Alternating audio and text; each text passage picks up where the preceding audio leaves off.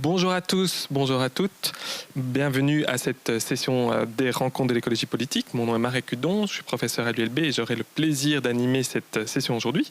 Cette session intitulée « Devenir résilient, organiser nos trajectoires ». Alors la transition, donc juste quelques mots d'introduction à la session. Donc la transition demande une refonte complète de nos modes de production, de nos modes de consommation. Évidemment, il y a de nombreux blocages qui existent et qui existent depuis longtemps. Certains parlent de verrouillage institutionnel, de verrouillage culturel, freins psychosociaux. Quels sont-ils? Si on veut changer, quelles seraient les premières étapes qui seraient indispensables pour ce chemin de la transition vers un monde qui est un monde post-croissance, décarbonisé ou autre terme? Nous avons la chance aujourd'hui d'avoir 4 orateurs pour discuter de ceci, en tout cas 3. Et donc, dans l'ordre, je vais d'abord donner la parole à Mathilde Suba. Ensuite, on parlera avec Philippe Barret. Ensuite, Sibylle Mertens. Et peut-être un quatrième orateur dans la suite. Alors pour commencer, Mathilde Suba. Donc, Mathilde est sociologue française, docteur en sociologie de l'environnement, maître de conférences en sciences politiques, enseignante à Sciences Po Lille et membre de l'Institut Momentum. Mathilde travaille sur les implications politiques et sociales du pic pétrolier et du dépassement des seuils d'irréversibilité environnementale. Alors, Mathilde travaille notamment sur la notion de rationnement. La session d'hier soir avec Dominique Méda, Olivier de Schutter, Malcolm Ferdinand abordait notamment la question de la planification avec un débat très intéressant. Dans le chapitre « Gouverner la décroissance, politique de l'Anthropocène 3 », dans le livre dans lequel vous avez écrit un chapitre, vous posez la question du rationnement et notamment du rationnement énergétique, visant à la fois la protection du climat et l'anticipation du pic pétrolier. Alors, par rapport à ce chapitre et à vos écrits, on peut donc du coup se poser la question jusqu'à quel point est-ce que, pour un peu paraphraser le titre de la contribution, ce rationnement peut-il être un outil convivial? Comment faire lorsqu'on est dans une situation d'urgence, pour faire face à cette situation d'urgence, pour justement réduire sa consommation? Et je pense que Mathilde pourrait nous faire une contribution historique, et notamment dans un contexte historique. Voilà, Mathilde, le micro est à vous, si je peux dire comme ça. Et on est tout oui.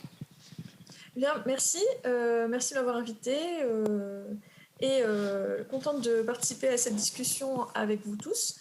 Donc, je vais effectivement vous parler de situations dans notre passé récent où on a dû faire face à une nécessaire décroissance énergétique en urgence. Et donc, je me suis intéressée au choc pétrolier de 73 et à la façon dont 2 pays qui ont été vraiment plus particulièrement touchés par ce choc pétrolier y ont réagi.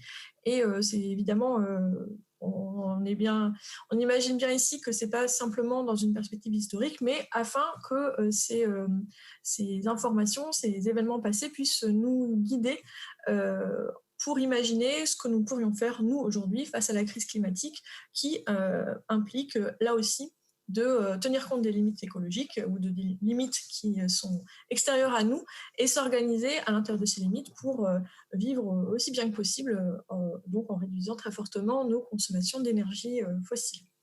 Donc, je vais pour ça, j'ai préparé une petite présentation, je fais le partage d'écran et on va pouvoir commencer tout de suite.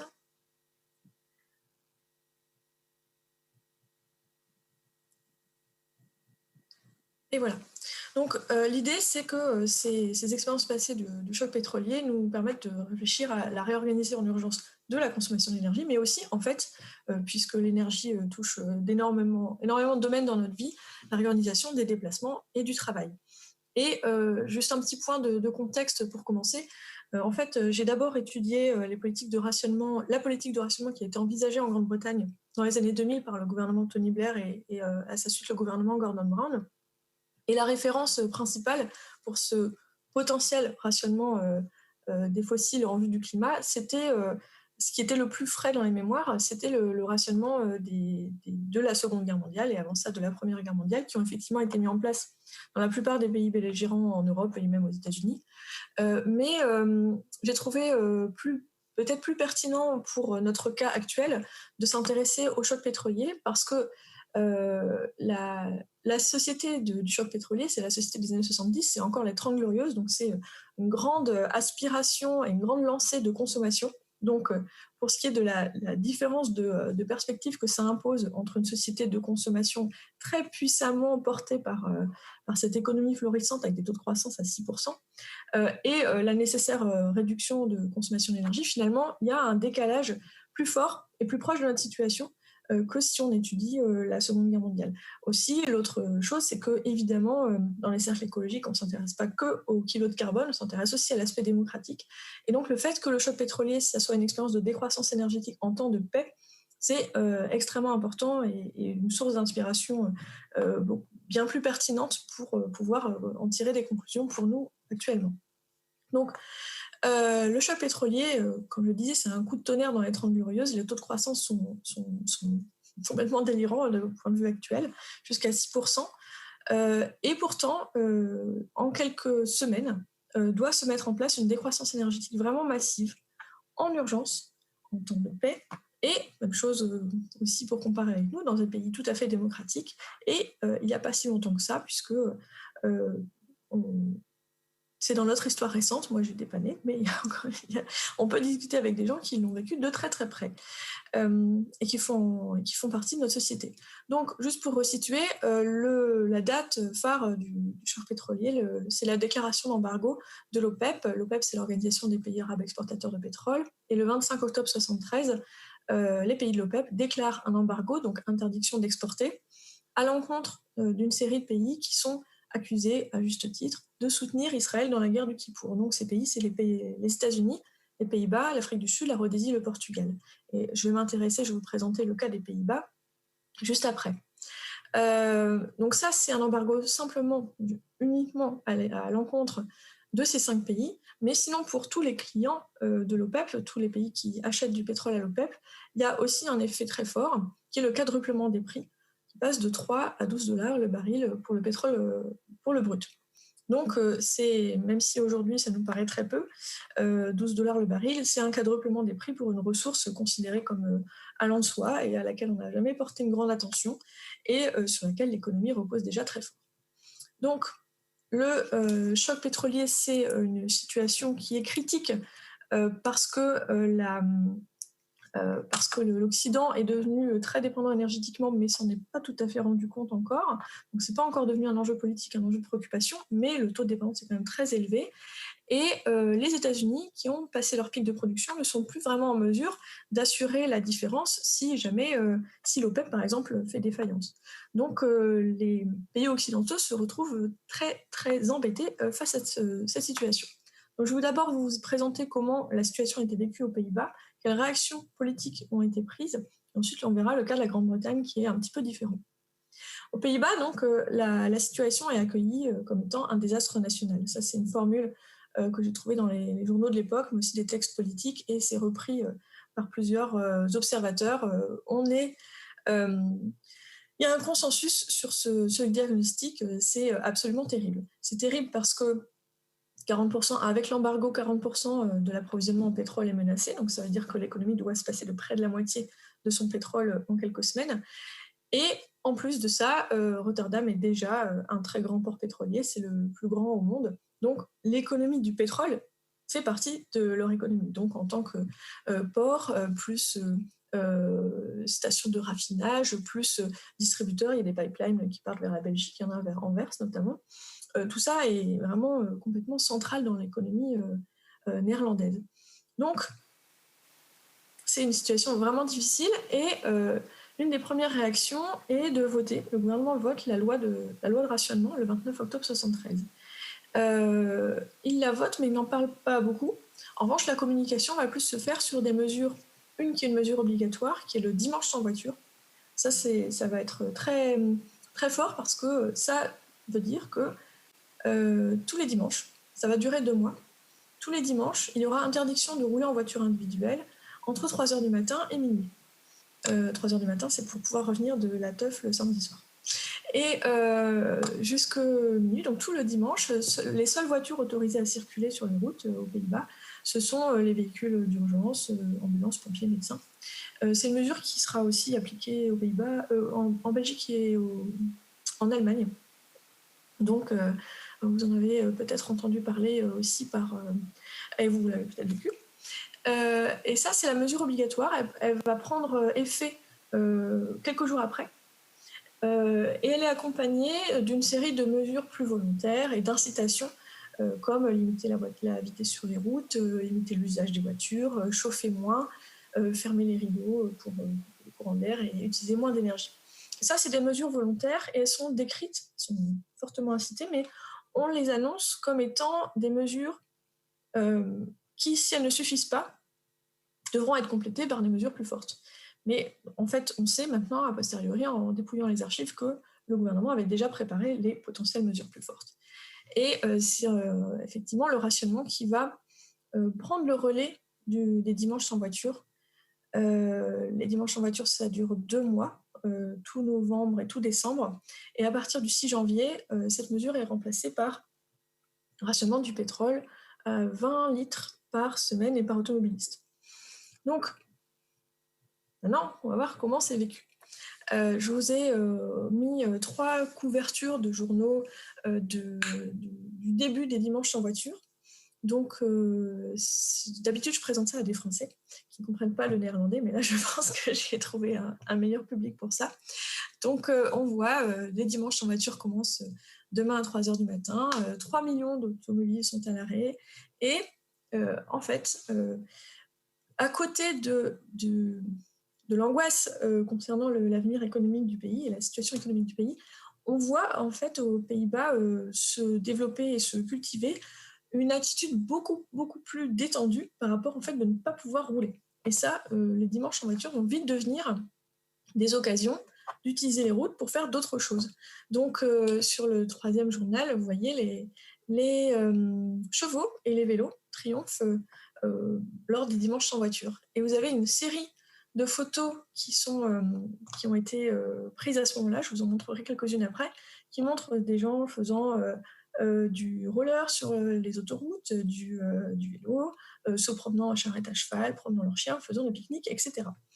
Et ça va d'autant plus être bien accepté et fonctionner qu'il y a évidemment des mesures de substitution.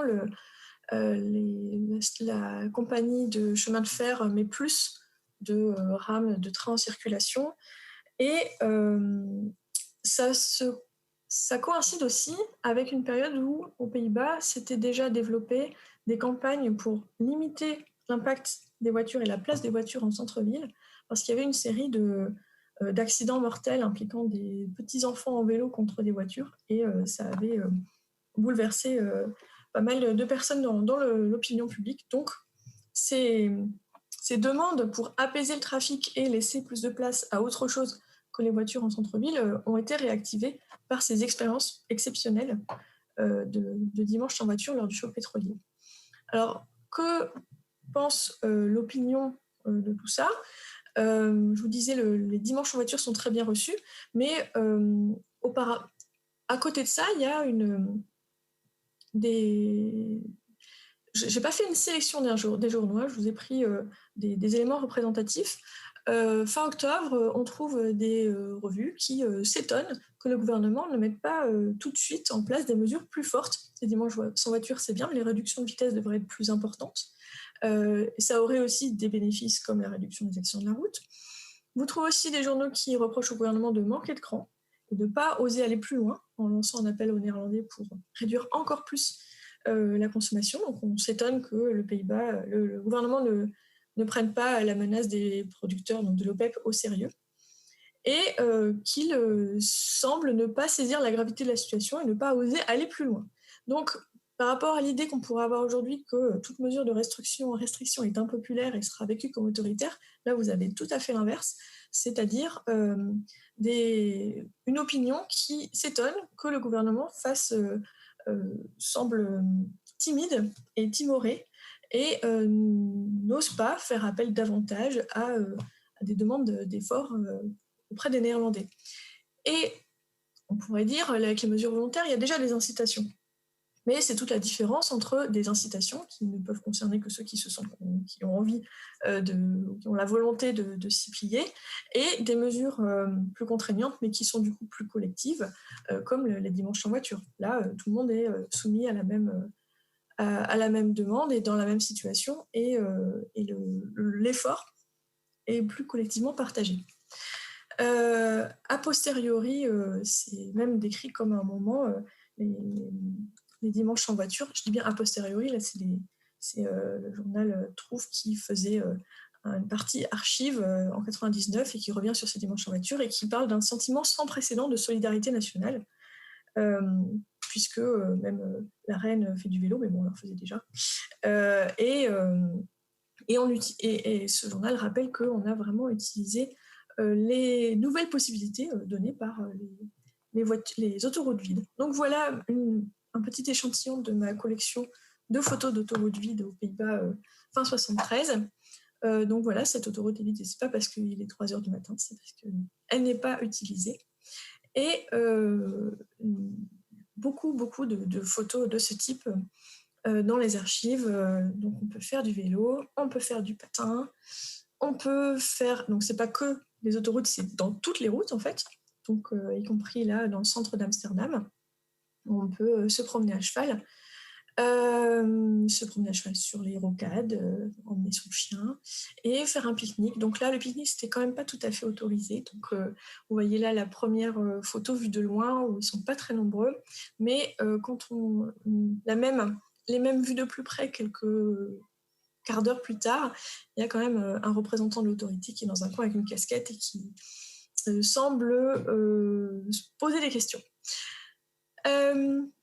Au Royaume-Uni, l'ambiance est beaucoup moins détendue, puisque le Royaume-Uni n'est pas concerné par l'embargo, donc l'OPEP n'exige rien, en particulier du Royaume-Uni, ne fait pas pression sur eux via la consommation de pétrole, et le Royaume-Uni n'est pas une place forte de l'économie pétrolière, et donc ils ne subissent que, comme la Belgique et la France, que de la part de l'OPEP, le quadruplement des prix. Mais en fait, cette situation vient s'ajouter à une conjonction de problèmes énergétiques qui font que l'économie est en réalité gravement menacée. Et la conjonction, c'est que donc, le prix du pétrole est multiplié par 4 et les approvisionnements, comme pour tous les pays non soumis à l'embargo, est quand même réduit. On estime que c'est entre 20 et 25% de pétrole en moins qui arrive. Mais surtout, en plus de ça, il y a une grève très intense des mineurs de charbon. C'est le syndicat du NUM qui mène cela, c'est le National Union of Mine Workers. Et à cela s'ajoute aussi un mouvement social des ingénieurs des centrales électriques, donc la production d'électricité est limitée, et un mouvement social des cheminots. Et il faut savoir qu'à cette époque-là, la plupart de la production électrique britannique provenait de centrales à charbon, donc on brûle du charbon pour faire de l'électricité. Donc s'il y a une grève des mineurs de charbon, c'est-à-dire qu'il y a moins de charbon, il est plus cher, mais aussi qu'il y a moins d'électricité. Et donc ça, c'est les mineurs du NUM qui ont un nouveau leader à cette époque-là qui entend mener une grève assez dure pour réclamer une hausse des salaires.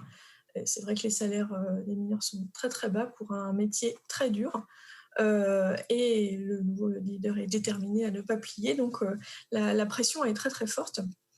En fait, là aussi, quelque part paradoxalement par rapport au point de vue qu'on peut avoir aujourd'hui sur les mesures contraignantes, le gouvernement va prendre une série de décisions assez fortes pour réduire en urgence la consommation d'énergie et la partager de la manière la plus juste possible. Donc, il y a des limitations des consommations, on limite la souveraineté des consommateurs, mais ce qui va ressortir de cette période a posteriori, ce n'est pas une hostilité vis-à-vis du gouvernement, mais une hostilité vis-à-vis du syndicat. Donc finalement, c'est le NUM. Ici, vous voyez une manifestation où les gens ont l'air souriants et sympas, mais c'est plutôt pour la photo. Et on demande aux mineurs de charbon d'arrêter leur grève dans les médias de l'époque, dans les campagnes électorales qui vont suivre aussi. C'est vraiment contre les syndicats que va se concentrer et focaliser l'hostilité, alors que la série de mesures qui est prise par le gouvernement, elle, au contraire, fait un consensus tout à fait honnête. Donc, en Grande-Bretagne, là aussi, consensus politique sur le fait que, ça c'est une formule d'un conseil des ministres fin 73, c'est la situation la plus grave que le pays doit affronter depuis la guerre. c'est repris aussi par les opposants. Donc à ce moment-là, en Grande-Bretagne, c'est le gouvernement Heath qui est conservateur. Le gouvernement néerlandais, lui, était travailliste, mais les mesures prises se ressemblent. On distribue des carnets de rationnement pour le pétrole. Donc, je dis bien, on les distribue. On demande aux automobilistes de se tenir prêts. Parce qu'en fait, entre distribuer et rationner, il peut y avoir un temps de latence pour organiser les choses. Donc, on distribue les carnets de rationnement assez vite. Assez vite. La réaction est moins rapide que les Néerlandais, mais quand même, dès le 29 novembre, on déclare l'état d'urgence le 13 décembre et on limite la vitesse sur les autoroutes à 50 miles par heure. Les mesures sont... la série de mesures est bien plus contraignante que les mesures incitatives formulées par le gouvernement néerlandais. Donc ici, aux Pays-Bas, on limite le chauffage à 17 degrés maximum dans les commerces et dans les bureaux. On interdit, donc il y a un gros problème autour de l'électricité, on interdit d'utiliser l'électricité pour des usages jugés moins importants, comme faire fonctionner les publicités ou chauffer les restaurants. On arrête les programmes télé à 22h30, donc il y a 2 chaînes, ça va toutes les deux à 22h30. En fait, ça ne suffit pas et il y a des coupures d'électricité tous les jours, mais qui sont annoncées. C'est-à-dire qu'on sait que mardi, ça sera de telle heure à telle heure qu'il n'y aura plus d'électricité, et le mercredi, ça sera un autre créneau. Les créneaux sont relativement répartis pour que ça ne soit pas toujours les mêmes usages qui soient pénalisés. Donc les gens le savent, ont des bougies qui sont prêtes et pas mal de photos de l'époque montrent ça. C'est ça l'élément visuel de la crise énergétique, c'est des gens dans le noir avec des bougies. Donc ici vous voyez des dactylos qui travaillent avec des bougies, mais en fait j'ai l'impression d'après la photo qu'il y a quand même l'éclairage qui est mis, que c'est une petite mise en scène pour les journalistes. Les coupures d'électricité sont tous les jours et vous voyez cette série de mesures, elle vise à réduire la consommation et répartir le peu qui reste. Et la mesure la plus symbolique et la plus forte qui va être prise, parce que tout ça ne suffit pas, ça va être de démarrer la semaine de travail de 5 jours, qui se transformera peu de temps après en semaine de travail de 3 jours. Ce que ça veut dire, c'est la semaine de travail de 5 jours, c'est qu'il n'y a aucune heure sup. Les entreprises ne peuvent pas travailler et être ouvertes plus de 5 jours par semaine, donc les systèmes type 3-8, etc., c'est pas possible. Et ça ne suffira pas, et donc à partir du 1er janvier, et pour 2 mois, un tout petit peu plus que 2 mois, ça sera la semaine de travail de 3 jours. Et ça, les enfants de l'époque s'en souviennent assez bien, parce que l'école, elle, c'était quand même 5 jours, mais leurs parents étaient 3 jours seulement par semaine au travail, et ils étaient un peu plus présents à la maison, etc. Et l'idée globale, c'était que pour éviter une grosse récession, c'était quand même une grosse crise économique, mais pour éviter qu'il y ait trop d'entreprises qui risquent de fermer, mettre la clé sous la porte, et qui auraient eu beaucoup de mal à reprendre une fois la situation améliorée, en fait, on préférait faire tourner tout le monde au ralenti plutôt que d'éviter qu'il y ait trop de pertes sèches. Donc, voilà. Et cette série de mesures, et notamment la semaine de travail de 5 jours, c'est vraiment parce que l'état d'urgence est déclaré que le pouvoir politique a la main sur ce genre de décision, de même que le rationnement du pétrole et de coupure d'électricité. Donc voilà les illustrations de l'époque. Ça, c'est je ne trouve plus le nom, personne en charge des communications de téléphone. Une boutique qui vend du tabac et un enfant qui fait ses devoirs, même chose à la bougie. Alors ces expériences passionnantes du point de vue de la réduction de la consommation d'énergie, même si elles sont pleines de secousses, ces expériences vont prendre fin avec la levée de l'embargo de l'OPEP. Là, c'est la déclaration le moment de la conférence de presse qui annonce la levée de l'embargo le 16 mars 1974. Le fonctionnement de l'économie va progressivement revenir à la situation antérieure. Ça va laisser aux Pays-Bas, ça va pas laisser beaucoup de traces, si ce n'est qu'on accentue ensuite la politique qui consiste à favoriser les déplacements en vélo. Donc plus le vélo que les transports en commun, choix qu'ont pris davantage de pays. Et en Grande-Bretagne, les traces que ça va laisser, c'est qu'on a pu faire l'expérience de la puissance que pouvait avoir un syndicat liées à l'énergie, les syndicats de mineurs, et les gouvernements suivants vont s'atteler à démanteler le pouvoir des syndicats et aussi, sous Margaret Thatcher, à passer la production électrique britannique de centrales à charbon à des centrales à gaz, puisque pour le gaz, il y a besoin de beaucoup moins de travailleurs et d'employés, et la pression, le pouvoir du syndicat est beaucoup moins fort. Donc le 16 mars 1974, l'embargo est levé, presque juste à temps pour le salon de l'auto international de Genève, où là aussi j'ai pu trouver des articles de presse qui racontent que l'ambiance est un peu morose, mais ça se tient quand même et on vend quand même des voitures. Alors, ce sur quoi je voudrais insister en conclusion, c'est le côté mesure d'urgence et régime d'exception. Vous voyez qu'aux Pays-Bas, pour mettre en place cette série de mesures, il a fallu d'abord voter la loi de rationnement, en fait la réactiver parce qu'elle avait déjà servi au moment de la crise de Suez. C'était aussi une crise qui a impliqué une réduction de la disponibilité énergétique en Europe. Donc, la loi de rationnement aux Pays-Bas, qui donne le droit de contrôler les salaires, les loyers et les prix, parce qu'on a aussi très peur d'une inflation à ce moment-là, c'est une grande hantise économique. En Grande-Bretagne, l'équivalent, c'est la déclaration d'état d'urgence, qui a lieu le 13 décembre. Et j'ai pu trouver aussi en France que fin décembre, on a sorti un décret qui donnait un droit de contrôle et de répartition de l'énergie au gouvernement et permettait éventuellement l'organisation et la mise en place d'un plan de rationnement. Et pour cela, on avait commencé déjà, 15 janvier, début janvier 1974, à recenser les distributeurs de chiots domestiques. Donc, en fait, le principe de ces lois d'exception, ces régimes d'exception, c'est qu'ils permettent des mesures d'urgence, mais vous voyez qu'en fait, elles reviennent à peu près toutes à la même chose.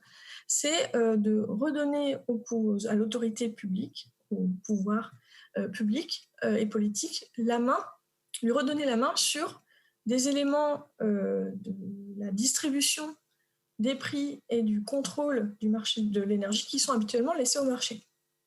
Ils sont laissés au marché quand tout va bien.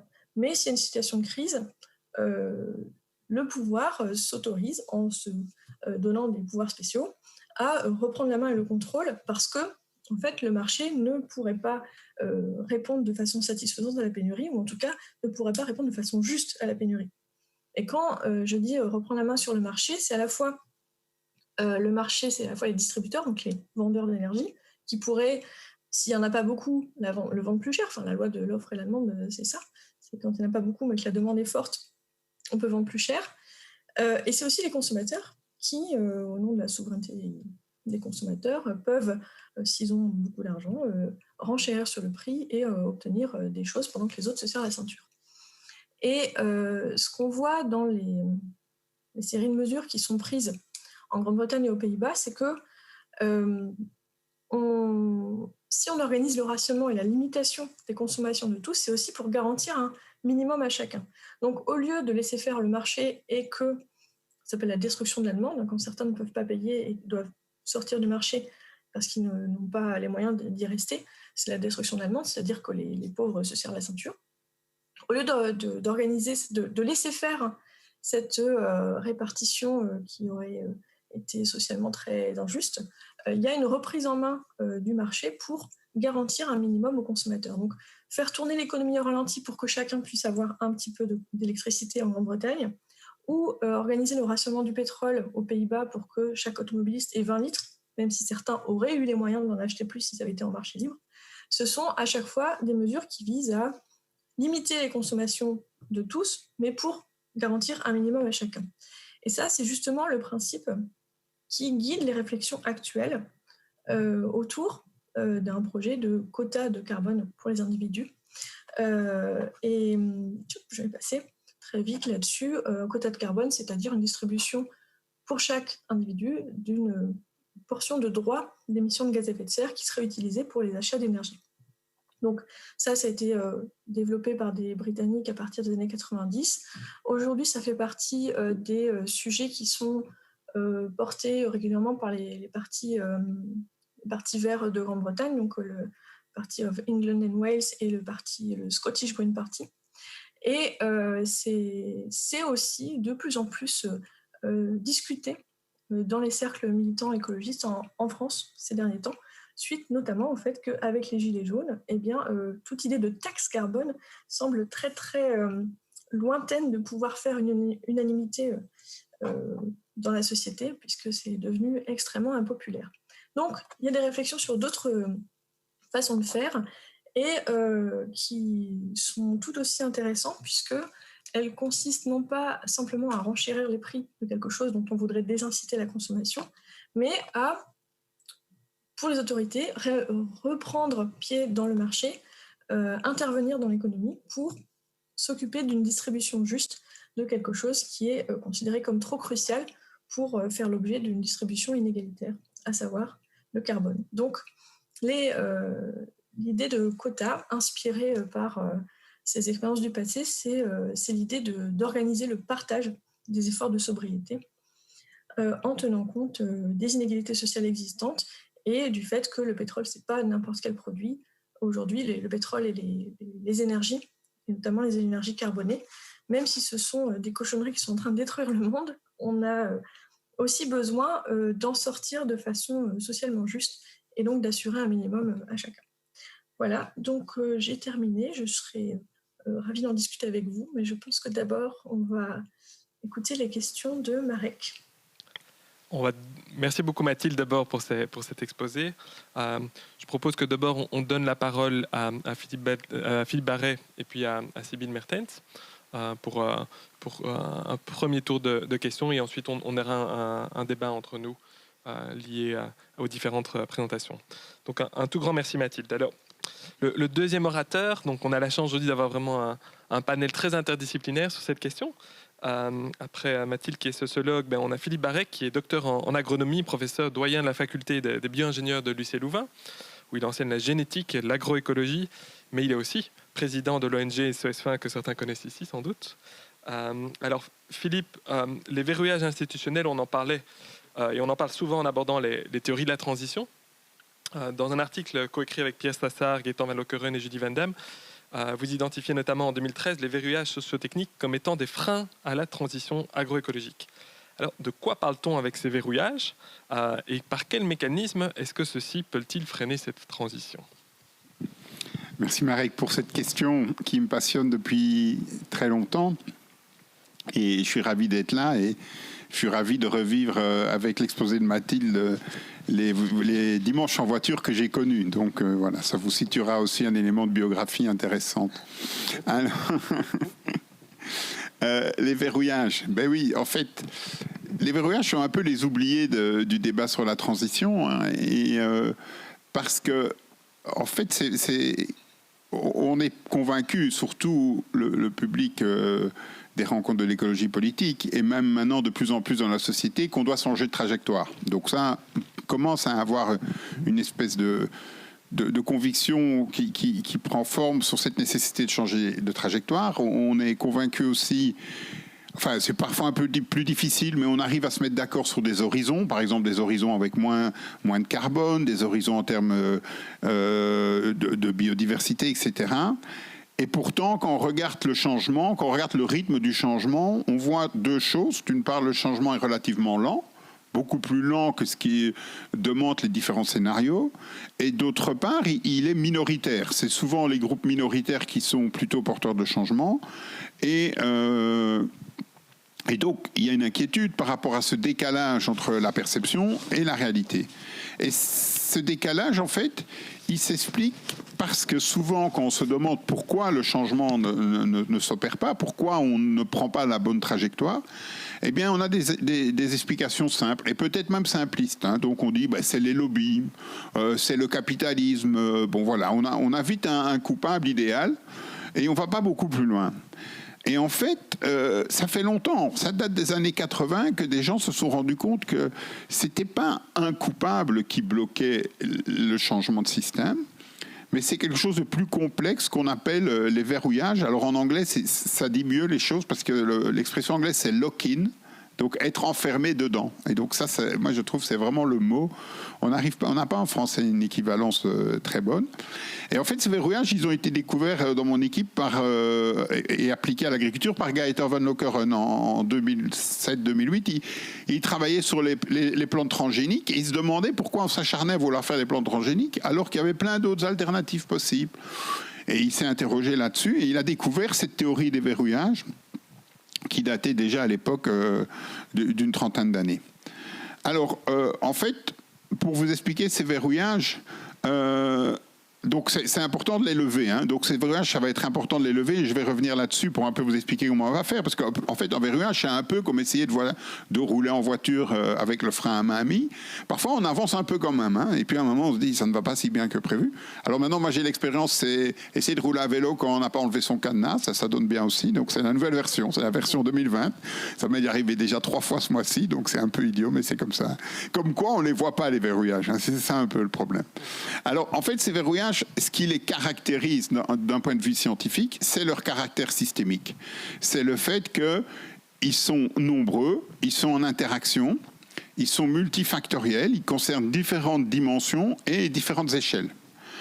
Alors, un des verrouillages les plus connus et qui est lié à une dépendance au chemin, c'est celui qui est devant vous. La plupart d'entre vous, vous êtes devant un clavier AZERTY. Et en fait, ces claviers AZERTY sont en fait très peu efficaces. Il y a quelqu'un, déjà en 1932, qui a inventé le système DSK. Alors DSK, c'est pour Dvorak Simplified Keyboard, donc attention, ne confondez pas, et qui a montré que ces claviers d'autres formes de claviers pouvaient permettre d'aller 30% plus vite. Et quand Apple a inventé les premiers ordinateurs, ils ont voulu utiliser ces claviers-là, et il y a eu un verrouillage qui est développé dans un papier de David de 85, qui a fait que ces claviers ne se sont pas mis en place et qu'on continue à taper sur des claviers qui nous permettent d'aller 30 fois plus lentement. Vous multipliez ça par le nombre de claviers, vous voyez la folie du monde, quoi. Alors, pour vous parler d'un sujet que je connais mieux, je voulais vous parler 5 minutes d'un exemple qui me permet d'illustrer très bien le concept de verrouillage, qui est l'exemple des systèmes laitiers en Wallonie. C'est un travail qui a été réalisé par une doctorante chez moi, Véronique Dehert. En fait, elle a essayé de comprendre pourquoi les éleveurs wallons continuaient à être dans un système laitier qui leur font produire du lait standard en très grande quantité à un prix relativement bas, les mettant ainsi en concurrence avec un marché mondial sur lequel ils n'ont quasi pas d'avantage comparatif, conduisant à des situations d'endettement assez effrayantes au niveau du secteur laitier et des situations de mal-être, très, très clairement.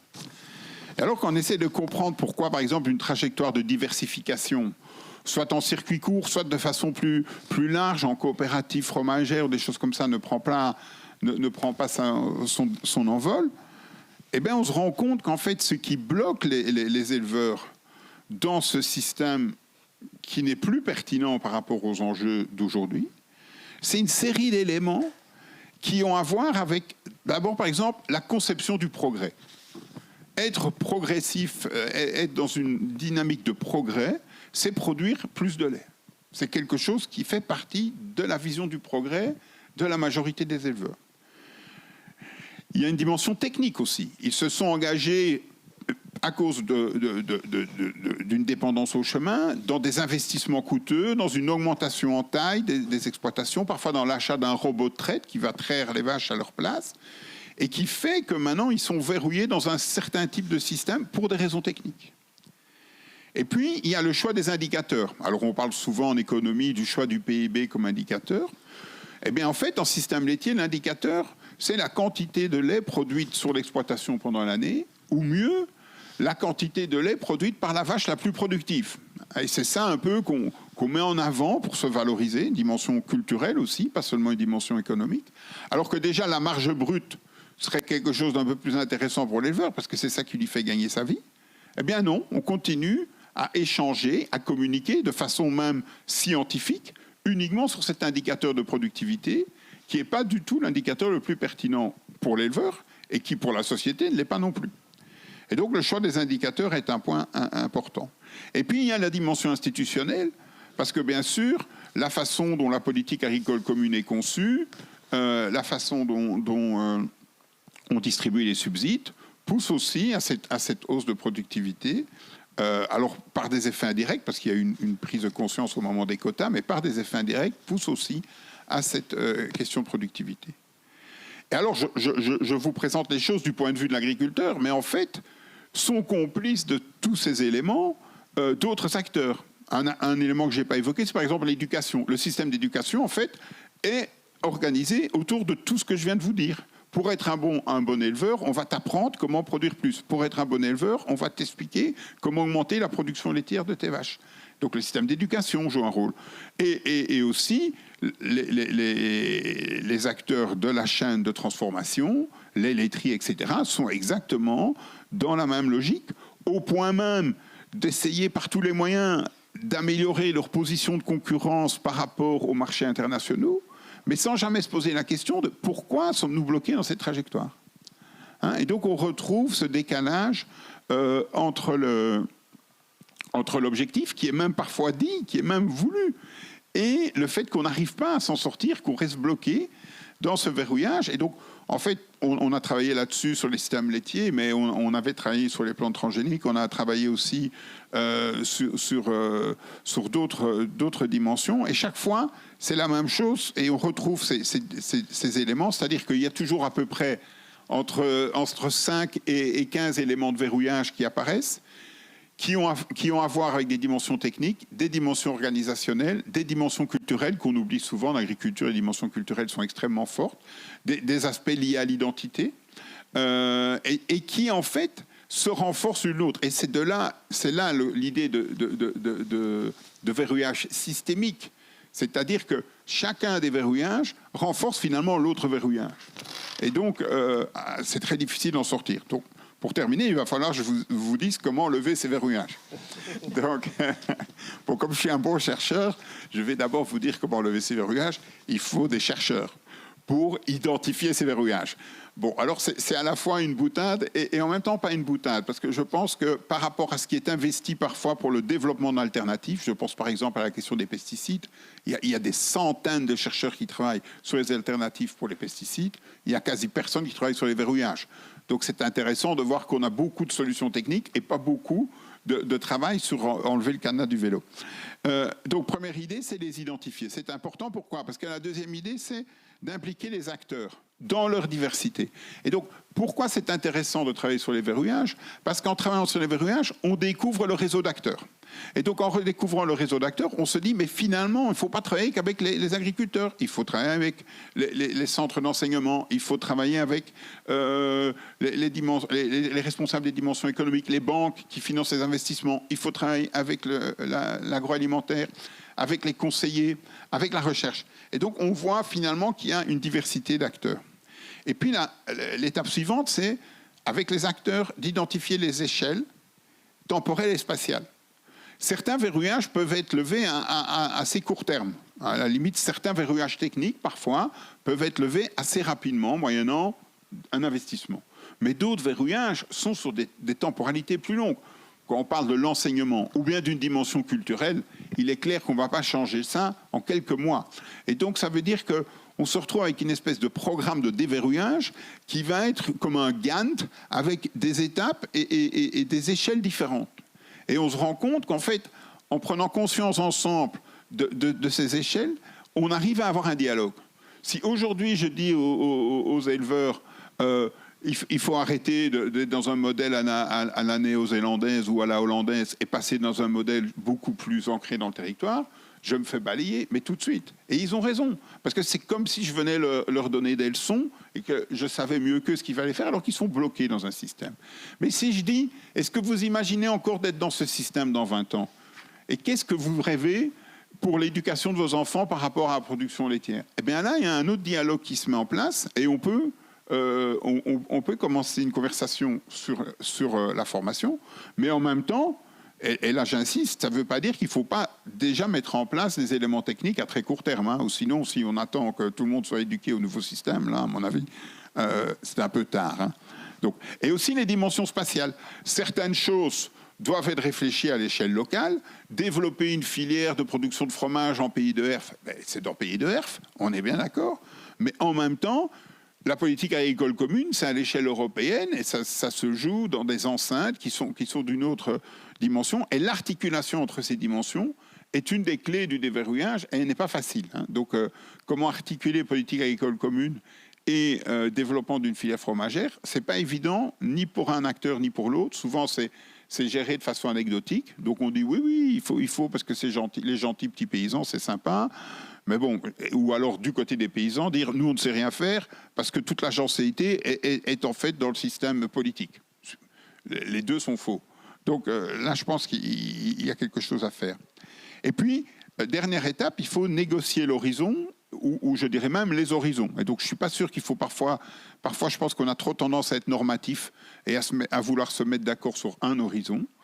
Mais je pense que négocier des horizons, ça va permettre déjà de voir que la trajectoire sur laquelle on est, c'est un peu comme...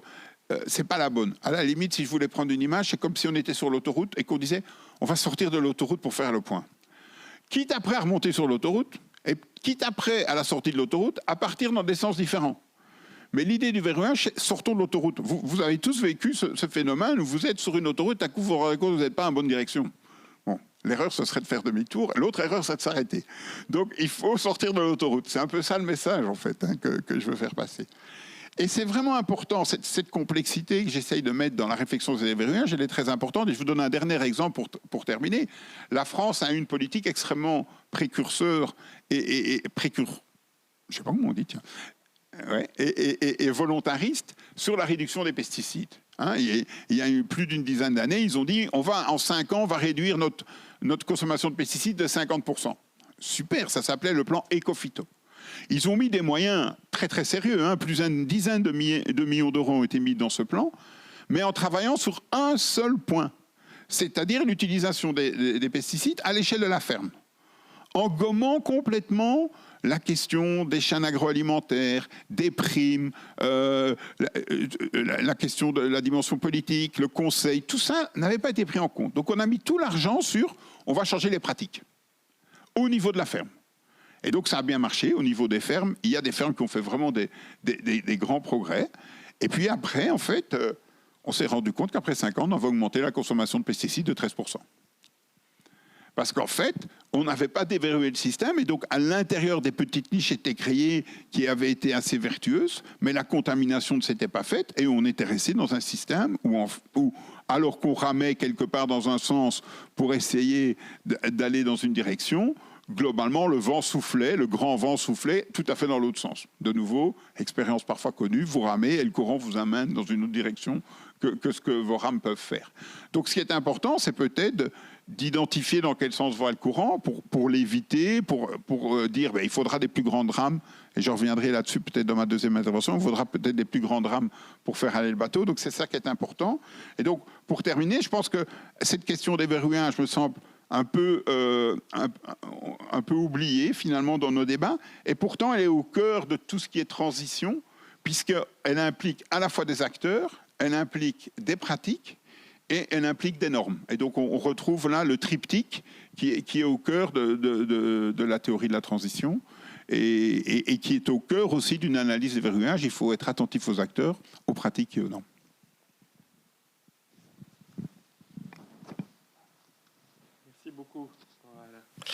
Merci beaucoup Philippe pour cet éclaircissement sur les verrouillages et le lien qu'on peut faire avec les théories de la transition. Je vois déjà pas mal de questions et notamment le lien entre les deux présentations. On va garder ça comme prévu pour après, mais je pense qu'on va pouvoir articuler ces questionnements de manière très intéressante. Alors, notre troisième oratrice est Sybille Mertens. Donc, Sybille Mertens, licenciée docteur en sciences économiques, professeure à l'ULG, menant des recherches sur l'économie, la finance sociale, l'entrepreneuriat social. Chercheur engagée, elle est aussi membre de conseil d'administration de la CBC, puis récemment l'aéroport de Liège. Donc, on a 3 orateurs engagés très actifs aussi avec la société civile. Alors, Sybille, avec vous, je voudrais questionner la place du collectif dans la structure organisationnelle.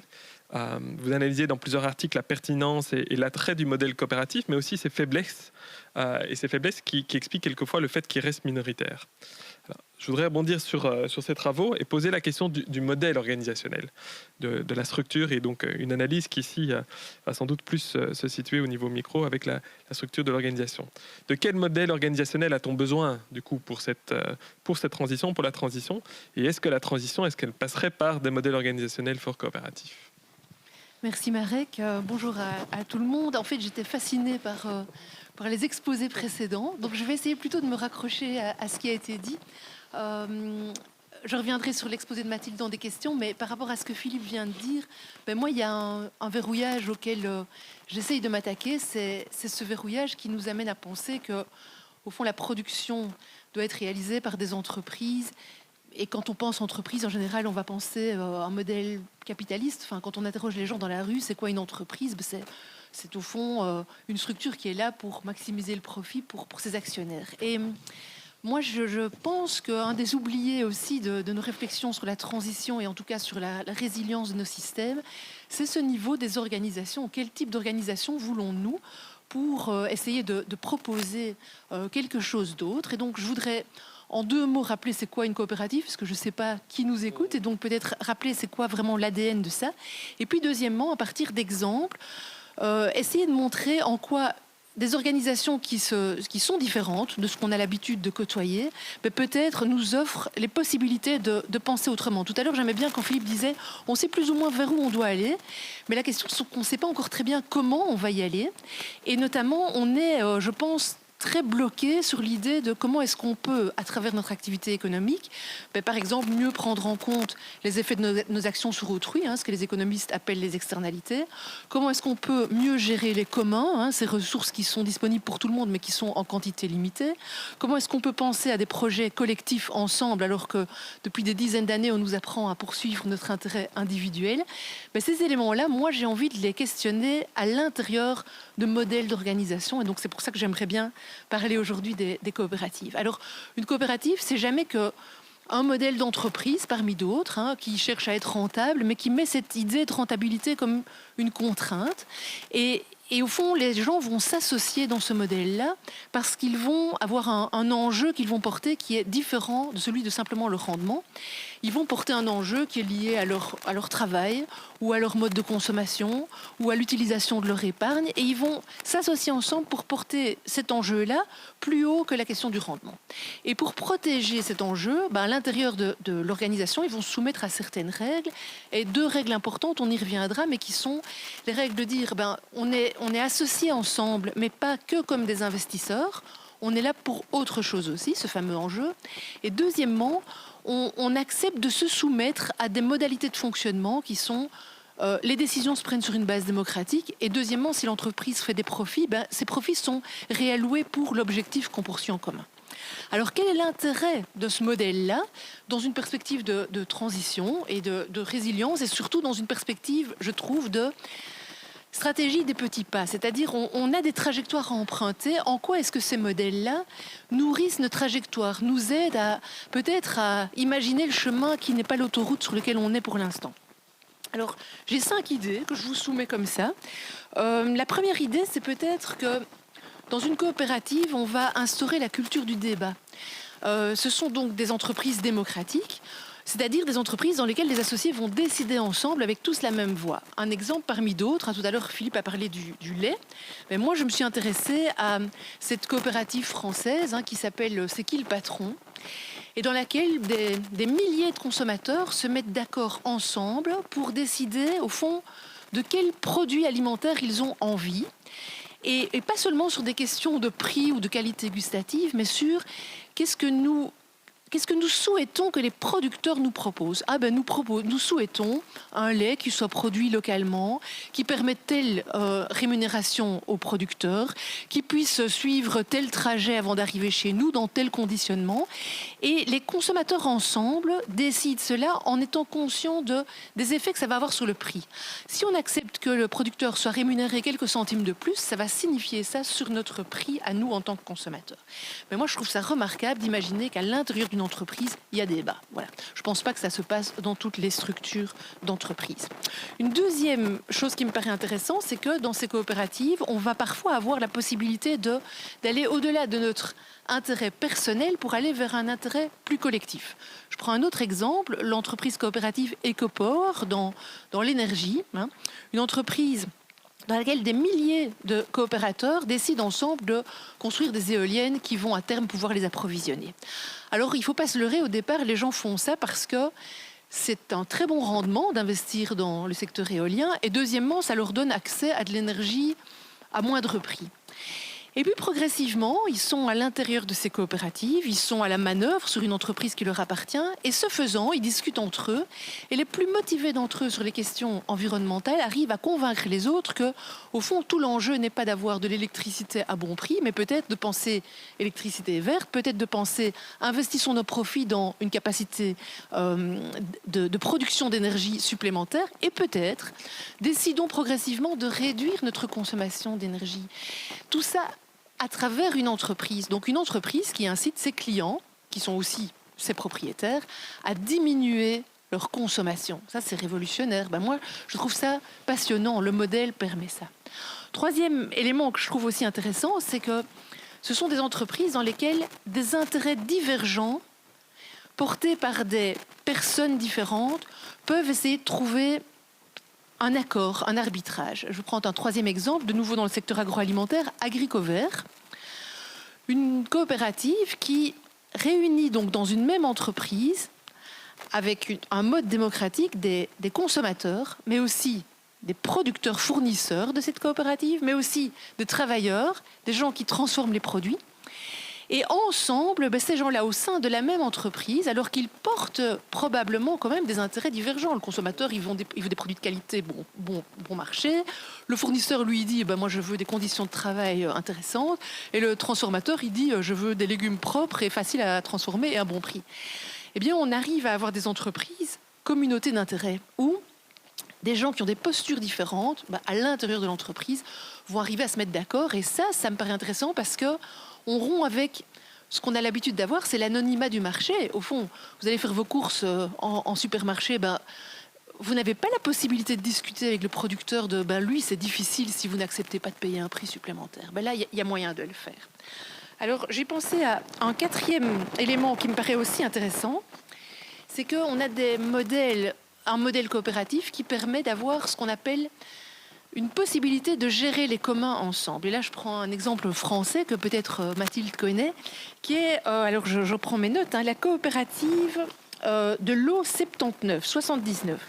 Donc c'est une coopérative qui rassemble des agriculteurs. Alors c'est dans le bassin de la Sèvre niortaise. Je ne situe pas très bien, mais je crois que c'est au milieu de la France.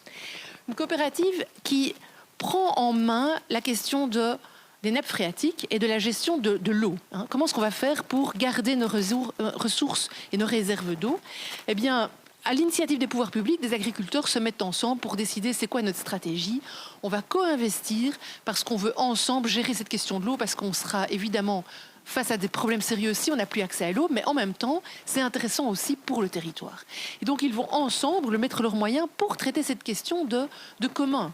Et la question des communs, elle se pose pour l'eau, elle se pose pour le climat, pour la gestion de nos émissions carbone, dans des tas de circonstances. Le modèle coopératif permet de dire prenons cette question-là collectivement ensemble. Ça nous concerne individuellement, mais ça nous concerne collectivement. Et puis le dernier exemple, peut-être un peu plus utopique encore, je pense que sur la question des enjeux collectifs, on attend l'État, et l'exposé de Mathilde, évidemment, nous ramenait l'importance de la régulation, l'importance de ces choix collectifs que nous confions à nos États.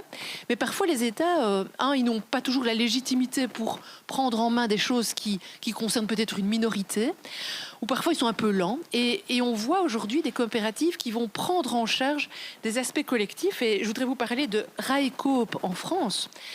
Une coopérative qui va elle réunit déjà à peu près 3000 personnes aujourd'hui, personnes, municipalités, cheminots, entreprises, pour faire quoi ? Pour assurer en fait de la circulation de trains dans des zones moins desservies, avec arrêt à des gares qui ne sont plus desservies aujourd'hui par la SNCF.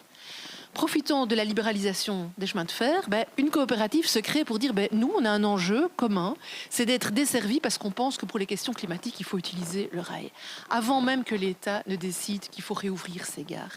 Et donc, on va mobiliser de l'épargne citoyenne, de l'épargne des entreprises, des collectivités pour avoir cette question collective. Et donc, je voudrais m'arrêter ici sur cette première question. Moi, je crois que c'est un modèle intéressant parce qu'il nous permet de faire une pause. Alors, c'est pas un modèle majoritaire, mais c'est un modèle qui nous dit mais une entreprise, ça peut être autre chose que simplement quelque chose qui est tourné vers le rendement des actionnaires, et ça me paraît être une bonne manière d'expérimenter en tout cas quelque chose qui sort de l'autoroute. Merci beaucoup, Sybille. Alors, ce que je vous propose, c'est de faire un deuxième tour avec des réponses plus courtes, si possible. Donc, si vous pouvez vraiment tous vous limiter à 5, 6, 7 minutes, comme ça, on aura le temps de rebondir aussi et que tout le monde puisse interagir. Alors, rapidement, quand même, Mathilde, vous avez parlé de rationnement, de quotas individuels. La question qu'on peut se poser par rapport à tout ceci, et c'est un peu le rapport à nos libertés, nos désirs d'autonomie. Donc, Sybille vient de parler justement de l'intérêt du débat dans les coopératives, de cette envie aussi de décentralisation, de nouveaux modèles qui soient justement axés autour de la démocratie participative. Avec la question du rationnement et des quotas individuels, vous nous dites à la fin qu'il est important que l'État, que le pouvoir public reprenne prise, entre guillemets, reprenne de la place aussi par rapport au marché. Mais on voit quand même une tension entre cette place ou cette direction forte qui pourrait être liée à une certaine type de planification écologique et la question des libertés et de l'autonomie. Alors je voulais vous laisser réagir sur ça. Oui, très bien. Et merci à mes deux camarades de plateau virtuel pour leurs deux présentations aussi. En fait, on a tous parlé d'autoroute, d'autoroute ville ou de sortir de l'autoroute pour vous deux. Par rapport aux libertés, donc effectivement, l'idée de quota de carbone ou d'une intervention forte de l'État dans l'économie, ça signifie qu'une partie de la souveraineté ou des décisions serait davantage confiée au pouvoir public, donc à la collectivité, aux citoyens directement, mais organisée collectivement, plutôt que aux consommateurs et aux producteurs et aux distributeurs. Donc c'est pour ça que je parle d'intervention, de reprise en main sur la distribution, le contrôle des prix et la quantité que chacun peut se voir allouer. Quand on y pense, en fait, faut bien savoir à quel point on est influencé par notre passé le plus vif dans les mémoires en matière de rationnement, même s'il y a eu quelques expériences ponctuelles pendant quelques mois de rationnement, par exemple aux Pays-Bas ou en Grande-Bretagne envisagées en 73, en fait, dans les sociétés européennes, la mémoire la plus vive, c'est celle de la Seconde Guerre mondiale, et qui a été extrêmement pénible pour les pays qui ont été occupés et envahis par l'armée allemande, ce qui était le cas de la Belgique et de la France. Et donc, ça fait que dans la mémoire collective, aujourd'hui, quand on parle de rationnement dans les pays francophones ou en Allemagne, on va davantage voir le côté limitation que le côté garantie d'un minima. Et alors qu'en fait, c'est les deux à la fois. Si on limite les consommations de certains, c'est pour assurer un minimum aux autres. On garde essentiellement le plus vivant la mémoire du rationnement de la Seconde Guerre mondiale, où non seulement l'économie était perturbée par la guerre qui réorganise tout, et donc il y avait des pénuries parce que beaucoup d'agriculteurs étaient partis à la guerre, d'usines de transformation alimentaire étaient à l'arrêt ou étaient désertées, enfin n'avaient plus leurs employés. Mais il y a eu aussi une pénurie renforcée par le fait que l'Allemagne, au titre de la compensation de ces dommages de guerre, a réclamé et a organisé au cours des années 40 une exportation d'une partie de la production alimentaire française vers l'Allemagne. Donc on avait ces pénuries qui étaient le produit de phénomènes ressentis comme injustes. Et donc ça fait que ce souvenir-là est le plus présent, alors que vous pouvez trouver quelques exemples plus isolés où le rationnement a été réclamé par la population.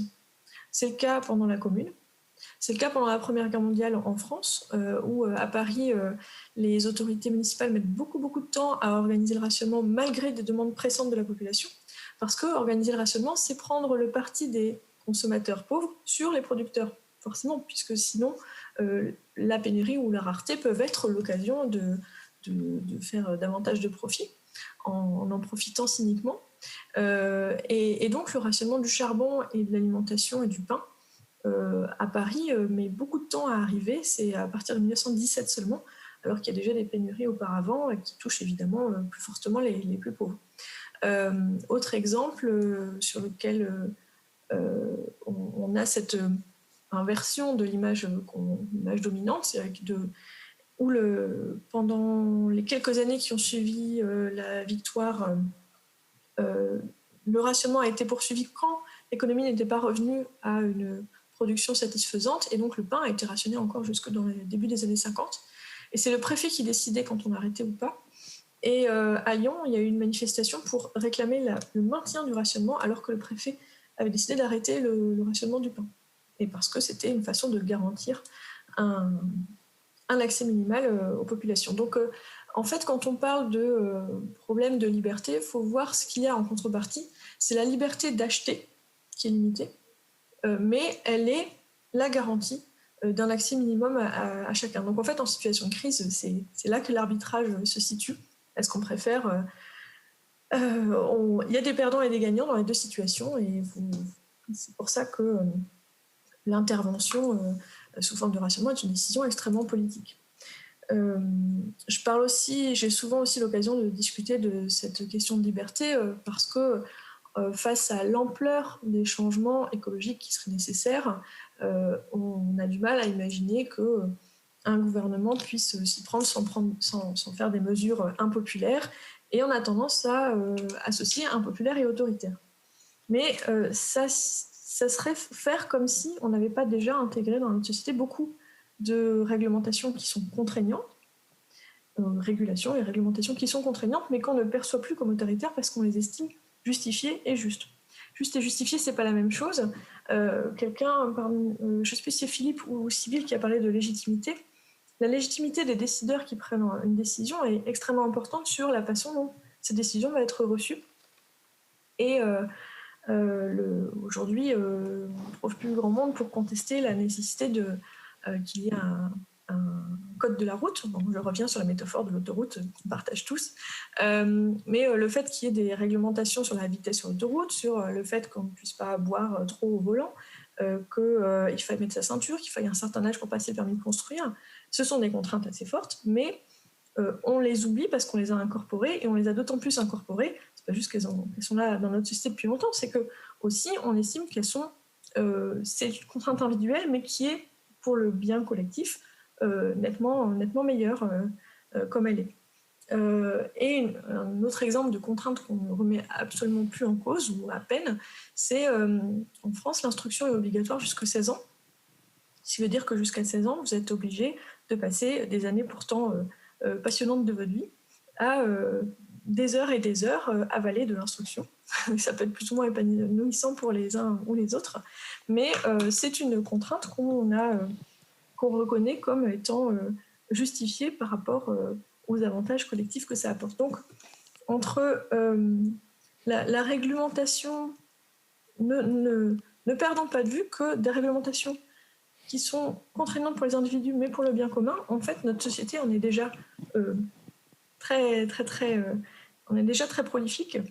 La question est donc vraiment de la légitimité, et c'est là que ce qui est délicat, c'est que nos gouvernements n'en ont plus beaucoup, et c'est un capital qui s'épuise. Donc pour intervenir de façon forte, en fait, on est en train de perdre une partie de ce pouvoir de l'État qui nous serait tellement utile pour les crises qui s'annoncent. Merci. Merci. Je vais rebondir, et j'ai vraiment envie de rebondir sur cette question de la légitimité, mais peut-être la prendre de la même manière, mais aussi un petit peu différemment. Donc, on a parlé avec Sybille d'un certain nombre d'innovations sociales qui sont liées aux coopératives. Pour faire le lien entre les deux interventions, dans les coopératives, dans le secteur agroalimentaire, on pense aux coopératives de production, coopératives de consommation aussi. Et souvent, ces coopératives peuvent se retrouver un peu entre deux envies. Donc, l'envie de radicalité, notamment par rapport à la situation, aux objectifs qu'on se fixe en termes de changement de société, mais aussi une envie de légitimité, justement. Légitimité par rapport au système. Lorsqu'on pense en théorie de la transition, la niche, le système, évidemment, le régime, c'est un élément qui est fort. Alors, est-ce qu'il y a une nécessité d'équilibre, oui ou non, ou comment est-ce que vous voyez ça ? Oui, tout à fait. Et donc, cette question de légitimité est pour moi au cœur de... C'est vraiment l'enjeu qui révèle beaucoup de tensions. Donc, pour mémoire, dans la théorie de la transition, il y a trois grands leviers. Le premier, c'est critiquer le régime dominant, et ça je pense on voit que ça s'est bien mis en place et c'est devenu presque mainstream de critiquer le régime dominant. Donc c'est quelque chose qui se passe assez bien, même si parfois les critiques devraient être peut-être plus fines. La deuxième idée, c'est de légitimer les alternatives, parce que c'est important que les alternatives qu'on propose soient légitimes. Sinon, elles ne vont pas prendre racine. En préparant, je me rappelais, j'ai eu un vélo électrique il y a 10 ans, il avait une autonomie de 20 km. Bon, je l'ai vite abandonné pour reprendre mon vélo classique. Je l'ai toujours dans mon garage. Et mon nouveau que je viens d'acheter, il a 120 km d'autonomie. Là, celui-là, maintenant, ça y est, hein, je ne l'abandonne plus. Et donc, voilà une alternative qui... C'était chouette que quelqu'un ait l'idée de fabriquer un vélo électrique à l'époque. Mais bon, avec une autonomie de 20 km, on n'est pas très loin. Et la troisième chose, la troisième dimension, c'est faire converger les alternatives, c'est-à-dire faire que les alternatives qui sont à petite échelle, et là, autant je pense que c'est vrai que les petits pas sont intéressants. La question, c'est quand est-ce que les petits pas deviennent des grands pas? Et donc, parce qu'à un moment, il faut quand même que ces petits pas passent à des grands pas. Et ça, c'est toute la troisième dimension de la théorie de la transition, c'est comment faire converger ces alternatives pour qu'elles aient une part de plus en plus importante dans notre société. Alors, moi, je vais me focaliser 2 minutes sur la question de la légitimité des alternatives, parce que c'est quelque chose qui m'intéresse à la fois d'un point de vue technique, et je suis un peu le technicien de l'équipe ici, et en même temps d'un point de vue plus social et institutionnel. Alors, qu'est-ce qu'on peut mettre derrière cette idée de légitimer les alternatives? D'abord, avant de donner les 3 clés qui pour moi sont importantes, dire que c'est une grande prise de risque de mettre en lumière une alternative qui n'est pas légitime. Parce que non seulement ça tue l'alternative, mais ça peut tuer la niche. Hein. Et donc, en fait, venir avec des alternatives qui ne sont pas légitimes peut faire perdre beaucoup de temps après pour récupérer le terrain perdu par rapport à l'existant. Et donc, je pense que cette question de la légitimité de l'alternative devrait vraiment se poser ex ante avant que l'alternative soit mise en place et non pas ex post en se rendant compte que l'alternative ne fonctionne pas. Il y a quelque chose là qui moi, m'interpelle. Alors, les 3 piliers pour moi de la légitimité de l'alternative, il y en a peut-être d'autres, mais ces 3-là me semblent déjà ramasser une partie des problèmes. C'est d'abord la légitimité technique. Alors, pour prendre un exemple au niveau de l'agriculture, c'est clair qu'il y a une grosse tension aujourd'hui entre les semences qui sont aux mains des grandes multinationales internationales, enfin multinationales, et les semences paysannes. Mais ce qui est avant tout important quand on achète une semence, c'est que ça pousse. Hein, donc, si c'est pour faire des semences paysannes qui ne poussent pas ou qui ne donnent pas le produit escompté, il vaut mieux pas en faire, quoi. Hein, parce que c'est pas du tout ça que les agriculteurs ont besoin, et ils auront vite fait de dire les multinationales ont raison. Elles nous avaient proposé des choses qui sont efficaces et qui fonctionnent par rapport à nos attentes, qui sont peut-être des attentes construites par la publicité, par toutes sortes de choses. Mais en tous les cas, si techniquement l'objet ne remplit pas la fonction attendue, il y a une perte de légitimité immédiate. Elles peuvent avoir toutes sortes d'autres qualités, mais techniquement, ça doit fonctionner. Et donc, c'est le premier pilier. Le deuxième pilier, c'est la cohérence. C'est-à-dire que je pense que ce qui est important pour que l'alternative soit légitime, c'est qu'elle soit cohérente par rapport au système dans lequel elle s'inscrit.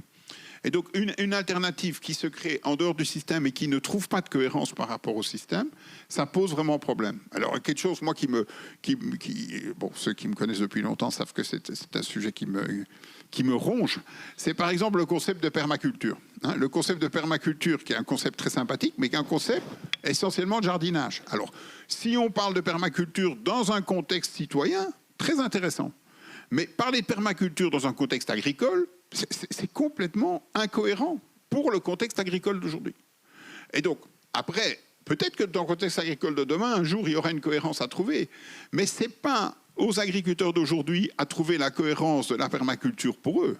C'est à la permaculture d'aujourd'hui de prouver sa cohérence par rapport au système des agriculteurs existants. Il ne faut pas se tromper de dynamique. Hein. Et donc, c'est important qu'une alternative soit pensée en cohérence par rapport au système auquel elle veut s'adresser. Et la troisième dimension, qui me semble essentielle, et sur laquelle notamment a travaillé Edwin Zakai, un collègue de l'ULB, c'est la question de l'impact. En fait, quand on pousse une alternative, quand on choisit une alternative, soit à titre individuel, soit à titre collectif, par rapport à des enjeux comme le changement climatique, la perte de biodiversité, la justice sociale, tous les enjeux qui nous habitent ici, le but, c'est quand même d'avoir un impact. C'est quand même notre but premier. Et donc, parfois, est-ce qu'on met bien l'impact comme le critère premier dans le choix, dans la comparaison des différentes alternatives? Et donc, un exemple qui aussi m'intéresse, c'est les circuits courts. Il y a la vente directe, sans intermédiaire, le circuit court avec un seul intermédiaire, mais il y a aussi des modèles coopératifs avec des intermédiaires, mais une gouvernance qui est alternative par rapport à une gouvernance basée uniquement sur le profit. Est-ce que c'est vraiment le circuit court qui va avoir, le passage de tous au circuit court, qui va avoir un impact? Non, parce qu'il va concerner une gamme très limitée de produits et une gamme très limitée de consommateurs et de producteurs. Donc, on s'investit dans cette alternative-là, alors qu'on sait que l'impact qu'elle aura sur le changement des systèmes agroalimentaires sera de toute façon limité. Alors, il faut peut-être aller choisir une autre alternative qui sera peut-être un peu moins jolie, peut-être un petit peu moins facile à construire, qui demandera peut-être un compromis parce qu'on va devoir laisser une partie de la décision dans des coopératives, perdre un petit peu du plaisir du circuit court, mais qui peut-être aura beaucoup plus d'impact. Et donc, ça nous amène à une tension fondamentale pour moi aujourd'hui dans la transition agroécologique et dans la transition globale de nos sociétés. C'est cet équilibre à trouver entre la construction de capacités, parce que construire de la légitimité, ça prend du temps et ça demande des capacités, et la mise en œuvre des alternatives. Et pour moi, et ça c'est une réflexion peut-être un peu paysanne d'agronome, mais pour moi, il vaut mieux prendre un peu plus son temps pour donner les capacités à nos modèles d'être résilients par rapport à cette légitimité qu'ils peuvent facilement perdre, plutôt que de se précipiter un petit peu comme une mitraillette à sortir des alternatives les unes après les autres, quitte à rater sa cible de 5 fois sur 6, mais se dire c'est pas grave, il y en a bien une qui passera. Et donc, il me semble que ces deux stratégies sont un petit peu aujourd'hui mobilisées par différents mouvements citoyens, mouvements politiques, sans vraiment réfléchir au risque de l'une par rapport à l'intérêt de l'autre. Merci beaucoup. Et donc, le lien avec la future... Sybille me voit arriver. Avec l'intervention de Sybille, je le vois comme donc, par rapport à ce modèle coopératif. Alors, on sait à quel point le modèle coopératif a à nouveau, j'aurais tendance à dire, le vent en poupe. Maintenant, à côté de ce modèle coopératif, on a quand même beaucoup d'entreprises plus traditionnelles qui revendiquent aujourd'hui un changement de pratique vers plus de démocratie participative, qui revendiquent de se rapprocher, si pas vers des entreprises libérées, mais vers des pratiques de libération, entre guillemets. Alors on peut se demander pourquoi est-ce qu'il resterait si important de spécifiquement se concentrer sur un modèle coopératif. Alors, le but est de créer des débats, non? Et du coup, alors que ce sont des entreprises qui sont des organisations qui sont beaucoup plus petites, qui peut-être, pour rebondir sur ce que dit Philippe, ne seront peut-être pas aussi celles qui vont pouvoir vraiment totalement faire basculer ce système. Quel est l'intérêt ou pourquoi alors se concentrer autant sur celui-ci? Je vais vous répondre à tous les deux. La légitimité, ça peut être aussi une question... Parce qu'on a tous nos grilles, évidemment. Quand moi, je réfléchis légitimité, j'ai envie de me dire que des pratiques sont légitimes parce qu'elles sont plus efficaces ou qu'elles amènent plus d'impact, mais peut-être aussi parce que, moralement, elles nous paraissent plus conformes à nos valeurs. Ça ne veut pas dire que ceux qui ne les partagent pas complètement n'ont rien à dire ou à faire ou à progresser, mais ça veut dire qu'il y a peut-être des modèles dont on a besoin pour éclairer vers où on va et pour expérimenter des choses qu'on n'est pas encore complètement prêt à assumer de manière générale. Donc, j'entends parfaitement, moi, ce que Philippe dit.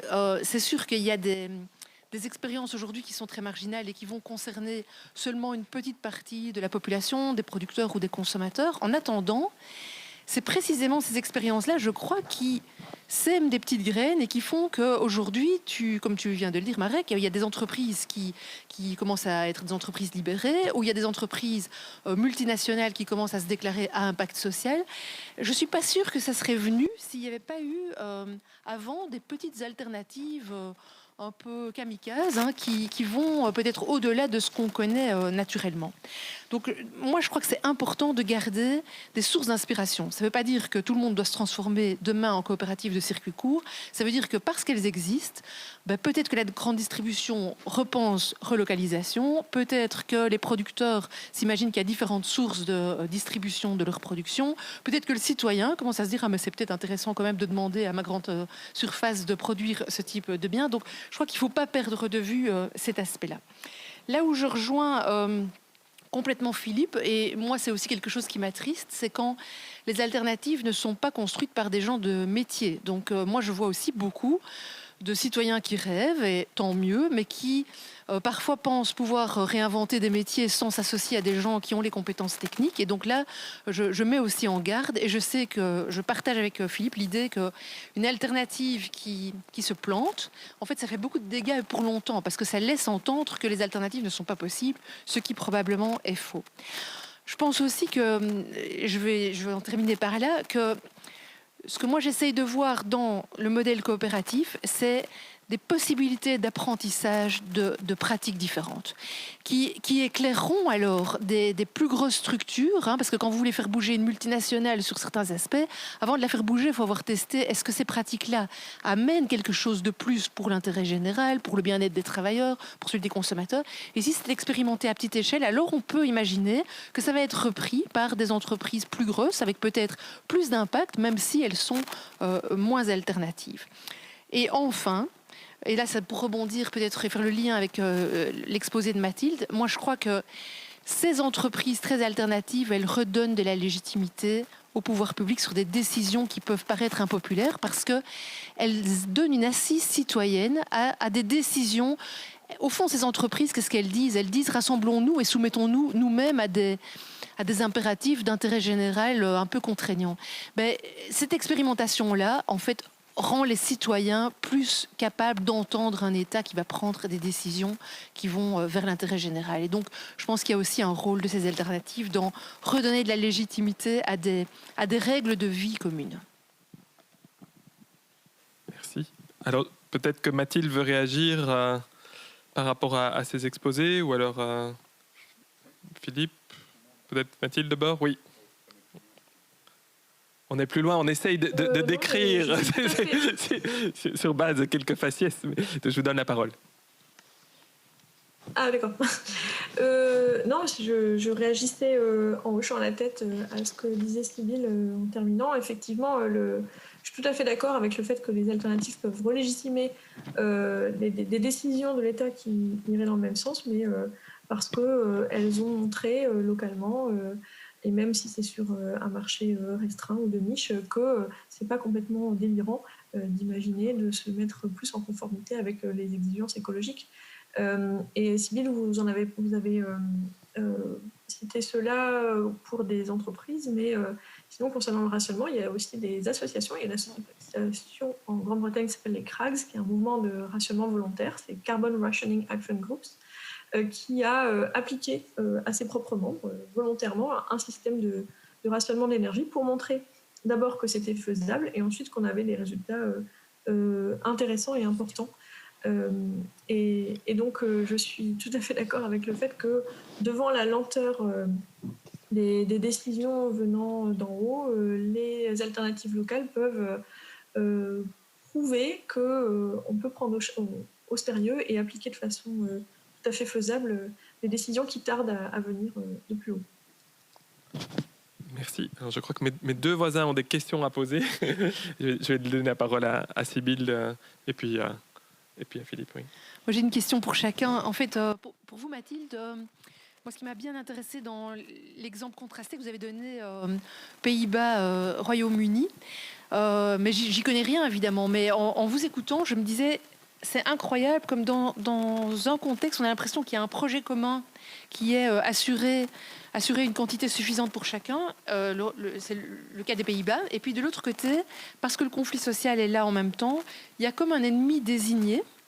Et donc je voulais un peu voir avec vous si, dans cette question de rationnement, est-ce qu'on ne doit pas essayer d'arriver à mettre nos États en situation de se dire il n'y a pas d'ennemis, quoi. Je veux dire par là que si on commence à avoir des ennemis à l'intérieur, alors ça me paraît nettement moins mobilisateur que si on est tous dans le même bateau et on va vers un objectif commun. Enfin, je l'ai un peu décodé comme ça et je me suis dit, avec ce qui nous attend là, comment éviter qu'il y ait des ennemis tout désignés à l'interne. Ma question pour Philippe, comme ça je dépose. Philippe, toi, je trouve ça super intéressant l'idée de ces échelles et donc de ces échelles spatiales sur lesquelles il faut bosser et notamment en connectant ce qui se passe à ces différentes échelles. Mais qui s'occupe de ça? Donc moi, ça c'est une question qui m'angoisse assez bien. Est-ce que c'est le rôle des chercheurs motivés, impliqués, ou est-ce qu'il y a d'autres qui prennent ces rôles-là? Mathilde, pour la première question. Oui. Donc, tout à fait d'accord, Sybille, avec la remarque que vous faites. Il y a effectivement une différence. Quand des difficultés tombent sur un groupe, c'est assez important de voir si elles vont être ressenties comme étant imposées de l'extérieur ou venant d'un des membres du groupe. Et là, effectivement, ça ne se passe pas du tout de la même manière. Vous avez très bien résumé la situation pour 73, le choc pétrolier entre les Pays-Bas et la Grande-Bretagne. Mais ça s'est vu aussi à d'autres deux époques. Le rationnement de la Seconde Guerre mondiale en Grande-Bretagne était le fait de l'armée allemande qui n'était pas sur place. Et du coup, il a été auto-organisé par les autorités, par la Grande-Bretagne pour faire face au blocus. Donc la société a dû se débrouiller avec ses ressources internes pour faire face à une pénurie qui était imposée de l'extérieur. Et l'état d'esprit général est absolument en contraste vraiment flagrant avec celui qu'on a vécu et qui se maintient dans la mémoire nationale sur le continent, dans les pays qui ont été occupés, où là, le marché noir, c'est une façon de faire un bon tour à l'occupant et de se venger d'une injustice imposée par l'occupant. Alors qu'en Bretagne, je ne dis pas qu'il n'y a pas eu de marché noir, mais en tout cas, il n'avait pas un soutien populaire comme ici. Donc c'est tout à fait vrai. Transposer à la situation actuelle pour le climat, c'est assez délicat puisque les analyses, plus l'ampleur du problème se manifeste, plus les gens se rendent compte et plus des analyses politiques émergent et tout le monde n'est quand même pas aussi responsable de ce qui arrive. Donc il y a à la fois des responsabilités historiques. En négociation climatique, on parle de responsabilités historiques mais différenciées. Et donc les pays industriels, ceux qui ont fait les premières révolutions industrielles ont plus contribué à la situation actuelle que d'autres. Et il y a aussi le fait que très clairement, les individus les plus riches sont les plus émetteurs de gaz à effet de serre. Donc des clivages qui se feraient davantage ressentir entre les plus responsables des émissions de gaz à effet de serre et les moins responsables, je ne pense pas qu'on va pouvoir y échapper. Mais ce qui pourrait aussi être un effet positif de cette situation contrastée et clivée, c'est que la plus grande partie de ceux qui n'ont pas... Il y a une situation assez paradoxale aujourd'hui où, dans les sociétés occidentales, les personnes les plus riches sont à la fois les plus émettrices de gaz à effet de serre, ça c'est sociologiquement très très net, mais ce sont aussi souvent les plus préoccupés par le changement climatique. Donc, première analyse, c'est ridicule. Deuxième analyse, finalement, c'est peut-être un levier important et intéressant pour que les gens les plus responsables s'appliquent à eux-mêmes les contraintes qu'il faudrait. Mais sinon, l'autre effet de ce clivage social, ça peut être aussi que les populations les moins favorisées s'allient et se reconnaissent un intérêt commun dans le fait d'exiger des mesures qui seraient plus contraignantes pour les plus riches et les plus responsables. Dans ce cas-là, ça voudrait dire que les gilets jaunes, le mouvement des gilets jaunes, ça a été interprété au premier degré, au tout début, comme une manifestation de gens pauvres contre une taxe. Mais en fait, d'autres mesures qui seraient socialement plus progressistes et plus redistributives pourraient aussi être réclamées par des mouvements populaires au nom de la justice sociale. Voilà, donc c'est pour ça que on n'est pas en mesure de dire il n'y a pas d'ennemis, il faut qu'on soit tous soudés. Il n'y a personne, aucune autorité morale ou politique n'est en mesure de pouvoir dire ça.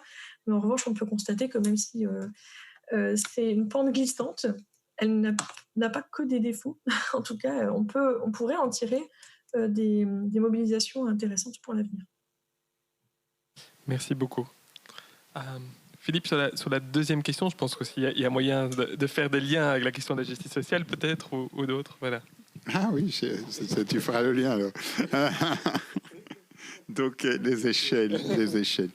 Donc, de nouveau, les échelles un peu oubliées, hein, parce que quelque part, et là on revient sur cette troisième dimension, faire converger les alternatives, cette logique qui prend beaucoup de place maintenant, des petits pas, des initiatives de transition, se refuse quelque part de penser les autres échelles, hein, souvent. Ou alors avec un énorme raccourci, en disant... et un raccourci qui, moi, m'interpelle, parce que c'est un raccourci souvent agrégatif. Hein, donc c'est de dire, finalement, on n'a qu'à multiplier par, et on arrivera exactement au résultat. Alors que ça, c'est quelque chose qui, moi, m'énerve dans la microéconomie, que je connais peu, mais qui m'a toujours énervé, c'est l'agrégatif. Et nous l'utilisons dans des réflexions sur l'écologie politique. Donc là, il y a un petit travail à faire, à mon avis, sur cette question de l'agrégatif. Et en tous les cas, et là, il y a un gros travail sémantique à faire sur lequel j'insiste, ne pas confondre initiative de transition, qui est une chose et qui a son intérêt, et trajectoire et théorie de la transition, qui est autre chose. Et la trajectoire et théorie de la transition, finalement, elle permet de penser l'articulation des échelles, alors que les initiatives de transition ne les pensent pas, et c'est peut-être pas leur rôle, mais il faut être clair sur que l'un n'est pas l'autre, et que les deux ne se parlent pas beaucoup. Voilà. Alors maintenant, pour essayer quand même de répondre à la question sur la connexion des échelles, je vois deux réponses, et puis une suggestion plus concrète. La première, c'est réduire. Donc, en fait, le problème, c'est que aujourd'hui, dans le monde d'aujourd'hui, les échelles nous ont été imposées, notamment par la globalisation, la mondialisation, et ces échelles auxquelles on doit travailler, et dans le monde agricole, c'est extraordinaire, quoi. Le paysan d'aujourd'hui, il est dans un monde où sa vie est déterminée par le prix du blé à Chicago. Bon, c'est une évidence de le dire. Mais ça n'a pas toujours été comme ça, notamment dans le monde agricole. Et quelque part, c'est quasi impossible à gérer. Et la crise de 2008 avait montré qu'en fait, notamment Paul Jorion avait écrit des choses à propos de ça, montrer qu'en fait, on avait perdu le contrôle du système. Tout le monde avait perdu le contrôle du système à cause de l'échelle à laquelle on travaillait. Et donc, la première chose, c'est pour moi réduire. Et donc, par exemple, quand on parle de relocalisation des systèmes alimentaires, etc., je ne crois pas du tout à des relocalisations à toute petite échelle. Mais si on décidait déjà de travailler à l'échelle européenne et de dire on ne veut plus rien d'autre qu'une échelle européenne, d'ici 10 ans, on veut travailler à l'échelle européenne, on serait déjà dans une échelle où on se comprend et où on peut réfléchir les choses. Hein. Et je pense qu'on parlait tout à l'heure de la crise de pétrole. Voilà, il y a des époques où quand même les échelles européennes avaient plus de poids que des échelles mondiales. Donc, première chose, réduire. La deuxième chose, c'est travailler peut-être sur le concept de subsidiarité, qui est un concept intéressant, mais qui a le problème d'aller toujours un peu trop loin. Là, pour moi, il y a un jeu de balancier. La politique agricole commune, qui est un gros machin, qui est un exemple extraordinaire d'essai-erreur. Hein. Donc, je pense que la politique agricole commune, c'est peut-être l'expérience à grande échelle du principe de l'essai et d'erreur. Hein. Donc, on met des quotas, on enlève des quotas, on met des trucs, on enlève. Donc, on fait ça, et puis on regarde ce que ça donne. Ça ne donne jamais ce qu'on veut, alors on essaye autre chose. C'est extraordinaire. Je simplifie un peu, mais quand même, hein, regardez un peu l'histoire de ça, c'est pas mal. Donc, maintenant, pour sortir de ce truc où on voyait bien que ça ne marchait pas trop, on dit maintenant chaque pays va pouvoir un peu décider sa politique dans un cadre global, mais on redescend la décision au niveau des pays avec quelques guidelines, et puis les pays, donc on fait de la subsidiarité au niveau des pays. Alors je ne suis pas naïf, c'est aussi un problème de rapport de force entre pays, c'est pas non plus extrêmement positif, mais imaginons qu'on fait de la subsidiarité entre pays. Tout à coup, on se rend compte que des pays, et singulièrement la région wallonne, se disent « Ah, mais qu'est-ce qu'on va faire ? Ah oui, on ne sait pas très bien ce qu'on va faire, puisque pendant des années, on s'est laissé plus ou moins à contre-cœur, bercé par l'autre. Et donc, il y a une espèce d'idée de contre-courant, hein, de se dire, mais tiens, finalement, quand on nous donne plus de subsidiarité, il faut alors faire un contre-courant pour recréer en parallèle le lien avec le niveau supérieur. Et donc, je reprends maintenant l'exemple de la politique agricole commune.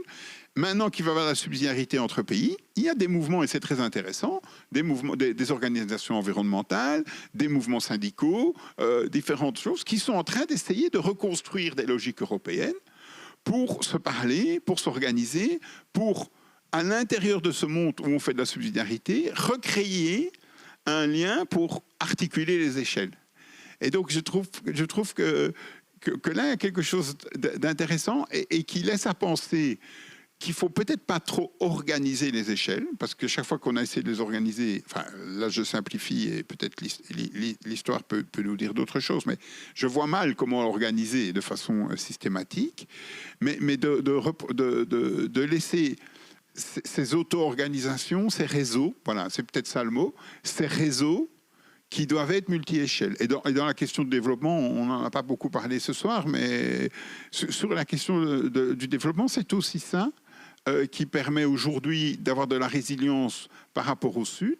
C'est le fait qu'il y a des coopérations institutionnelles, qu'il y a des coopérations ONG, qu'il y a d'autres formes de liens directs entre les populations du Sud et du Nord. Et en fait, c'est ce mélange des outils qui va permettre une résilience plutôt que de dire il y a l'outil qui va marcher à tous les coups. Alors, il faut une question pour Sybille. Moi, j'en avais deux.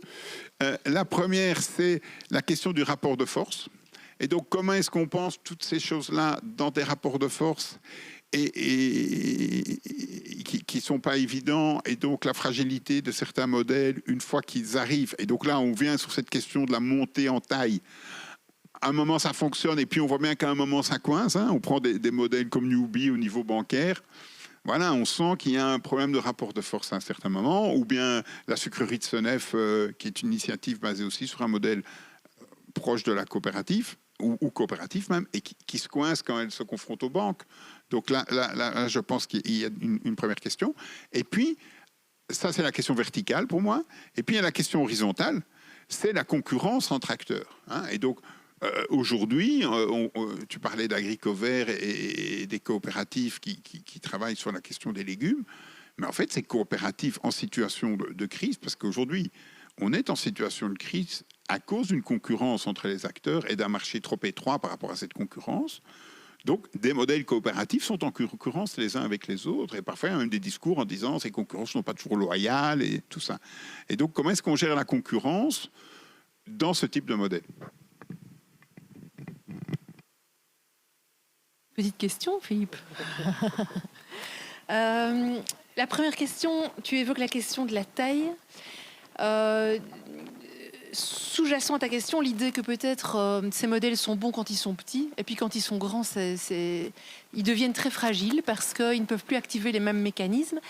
Je pense qu'on doit évidemment travailler à ces questions-là, mais on a des exemples dans d'autres pays où ils ont été très attentifs à cette montée en puissance des tailles, et donc ils ont prévu des niveaux tout en essayant de garder les fondamentaux sur la démocratie, qu'est-ce qu'on cherche à faire ensemble, et donc ne pas être naïf et ne pas penser simplement que les bonnes intentions du début suffiront. Un autre élément aussi, c'est que, ça on l'observe plutôt en Wallonie, les structures ne grandissent pas tellement en taille, elles commencent plutôt à penser un essaimage comme les fraisiers, quoi. Enfin, je ne suis pas bio-ingénieur, mais j'imagine que les fraisiers se propagent comme ça. Et donc, je crois aussi qu'on peut imaginer des réseaux de coopératives qui, sur le même modèle, essayent de multiplier leur existence en lien avec des territoires et en s'adaptant à ces territoires-là. Maintenant, ta question me fait aussi penser qu'effectivement, quand on devient des acteurs de plus grande taille ou même des réseaux, en réalité, l'environnement ne suit pas toujours. Et donc, quand tu dis, par exemple, comment est-ce qu'on fait quand on doit aller trouver son banquier et qu'on est devenu, au fond, une grosse structure, pas juste la petite initiative sympathique, mais là, je crois qu'il y a tout un travail de ce qu'on appelle l'entrepreneuriat institutionnel, qui est de dire des initiatives qui émergent comme ça, non pas seulement à travailler sur leur légitimité en interne et pouvoir montrer qu'effectivement elles sont efficaces, mais elles ont aussi à expliquer leur modèle, à pouvoir rencontrer leur environnement pour avoir des interlocuteurs qui parlent en connaissance de cause et qui peut-être du coup vont mettre en place des mécanismes d'interaction qui vont les soutenir. Donc je pense évidemment au pouvoir public, mais je pense, comme tu l'as dit, aux banquiers ou aux fournisseurs ou aux clients B2B, donc plutôt entreprises. Je crois qu'il y a un gros travail là, donc ça veut dire que ces gens ne sont pas seulement des innovateurs, mais ils doivent aussi convaincre autour d'eux et avoir des interlocuteurs qui peuvent les aider. Et dans ce rôle-là, je pense que les universités ont un rôle à jouer parce qu'on peut être des traducteurs sur ces modèles-là, on peut amener de la légitimité aux initiatives si elles le méritent, et puis on peut aussi essayer d'expliquer ça dans l'environnement. Alors ta deuxième question, elle est très difficile, hein, cette question de ces initiatives, à un moment, se retrouvent dans des situations de concurrence, et là, je pense qu'il n'y a pas d'autre moyen de s'en sortir que de penser l'échelon d'au-dessus, c'est-à-dire nous tous, acteurs, confrontés à un problème de concurrence parce que rareté de la ressource. Ici, j'imagine que tu parles, par exemple, de coopératives de distribution en circuit court qui, en fait, n'ont pas assez d'approvisionnement. Elles ont à penser ensemble le problème du goulot d'étranglement et à être ensemble mécanisme de soutien sur la production. Je vois que ça, ou à négocier ensemble avec des fournisseurs qui sont peut-être pas des fournisseurs de circuit court, mais avec des fournisseurs d'un peu plus loin, avec lesquels elles vont négocier des conditions d'échange. Donc moi, je crois aussi que ces initiatives, elles doivent aussi créer des rapports de force et donc pouvoir dire aussi, nous, tous les petits distributeurs de circuits courts, nous avons une rareté de ressources, nous allons nous approvisionner auprès d'une centrale, mais nous allons le faire ensemble pour que les conditions auxquelles nous acceptons de traiter soient des conditions qui restent favorables aux producteurs ou qui restent intéressantes aussi en qualité pour le consommateur. Donc je crois qu'elles ont ce rôle-là à jouer de structuration du marché également. Ce n'est pas une réponse complète, mais je pense qu'en montant de niveau, on peut essayer, de limiter la concurrence parce qu'on réouvre les possibilités d'approvisionnement, ou deux, même peut-être, de penser de nouvelles modalités de concurrence. Mais ça, je pense que ça demanderait tout un débat. Merci. Et donc, pour répondre à la perche tendue par Philippe justement sur le lien avec la justice sociale, pour moi je pense qu'on le voit aussi, c'est un peu la question de la fixation des normes. Qui fixe les normes? Qui, lorsqu'on parle d'imposition des échelles, qui va être l'acteur qui va être impliqué dans ce mécanisme de fixation des normes? Quels sont les acteurs? C'est la question du rapport de force sur lequel aussi on rebondissait.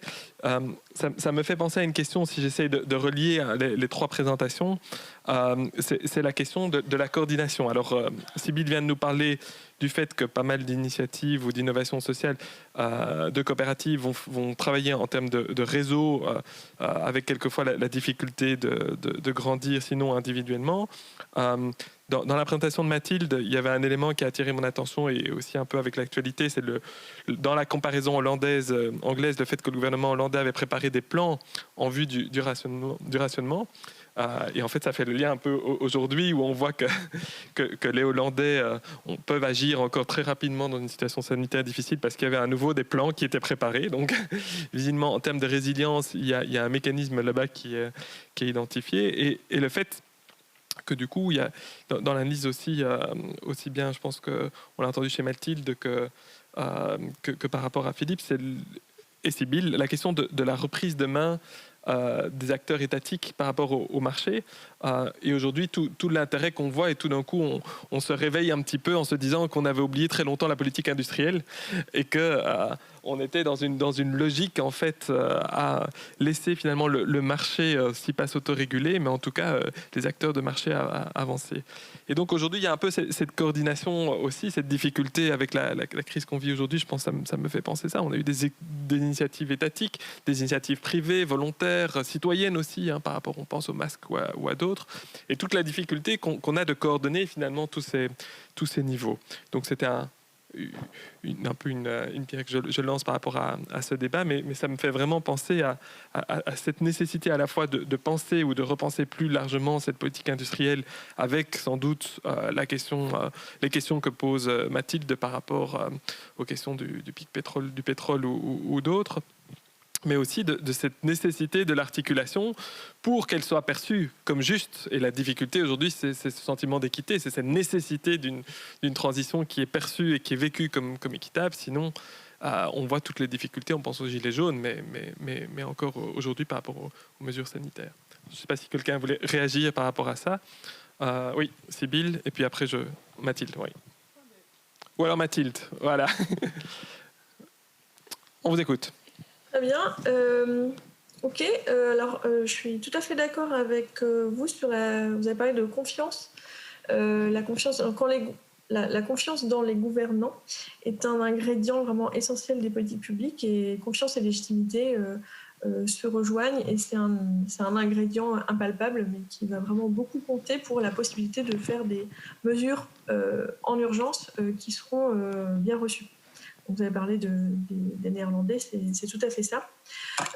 Et je voulais aussi réagir à ce que disait Philippe. Donc Philippe, vous avez rappelé la différence qu'il y avait bien une différence entre théorie de la transition et initiative de transition. Et comme vous parliez des échelles ensuite, je voulais dire quelques mots là-dessus. J'ai étudié avec un collègue, Luc Semal, le mouvement des villes en transition à ses débuts en Grande-Bretagne. Et donc, aujourd'hui, il a eu un tel succès qu'il y a beaucoup de choses qui s'appellent initiatives de transition, qui ne ressemblent pas nécessairement, ou qui sont plutôt des petits éléments empruntés au mouvement initial au sud de la Grande-Bretagne.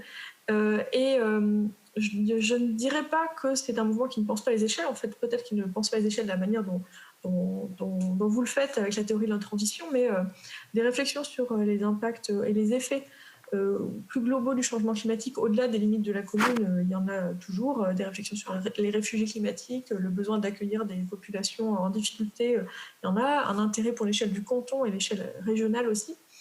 Mais en fait, il n'y a pas nécessairement, contrairement à ce que vous décriviez tous les deux pour les coopératives, il n'y a pas toujours un intérêt et même parfois un refus de monter en taille, parce qu'on estime que ce n'est pas l'échelon approprié pour certaines choses, et que la décision doit, pour certains éléments, par exemple l'entraide dans la société, une partie de la production alimentaire, une partie de l'économie, que c'est préférable qu'elle soit décidée le plus localement possible.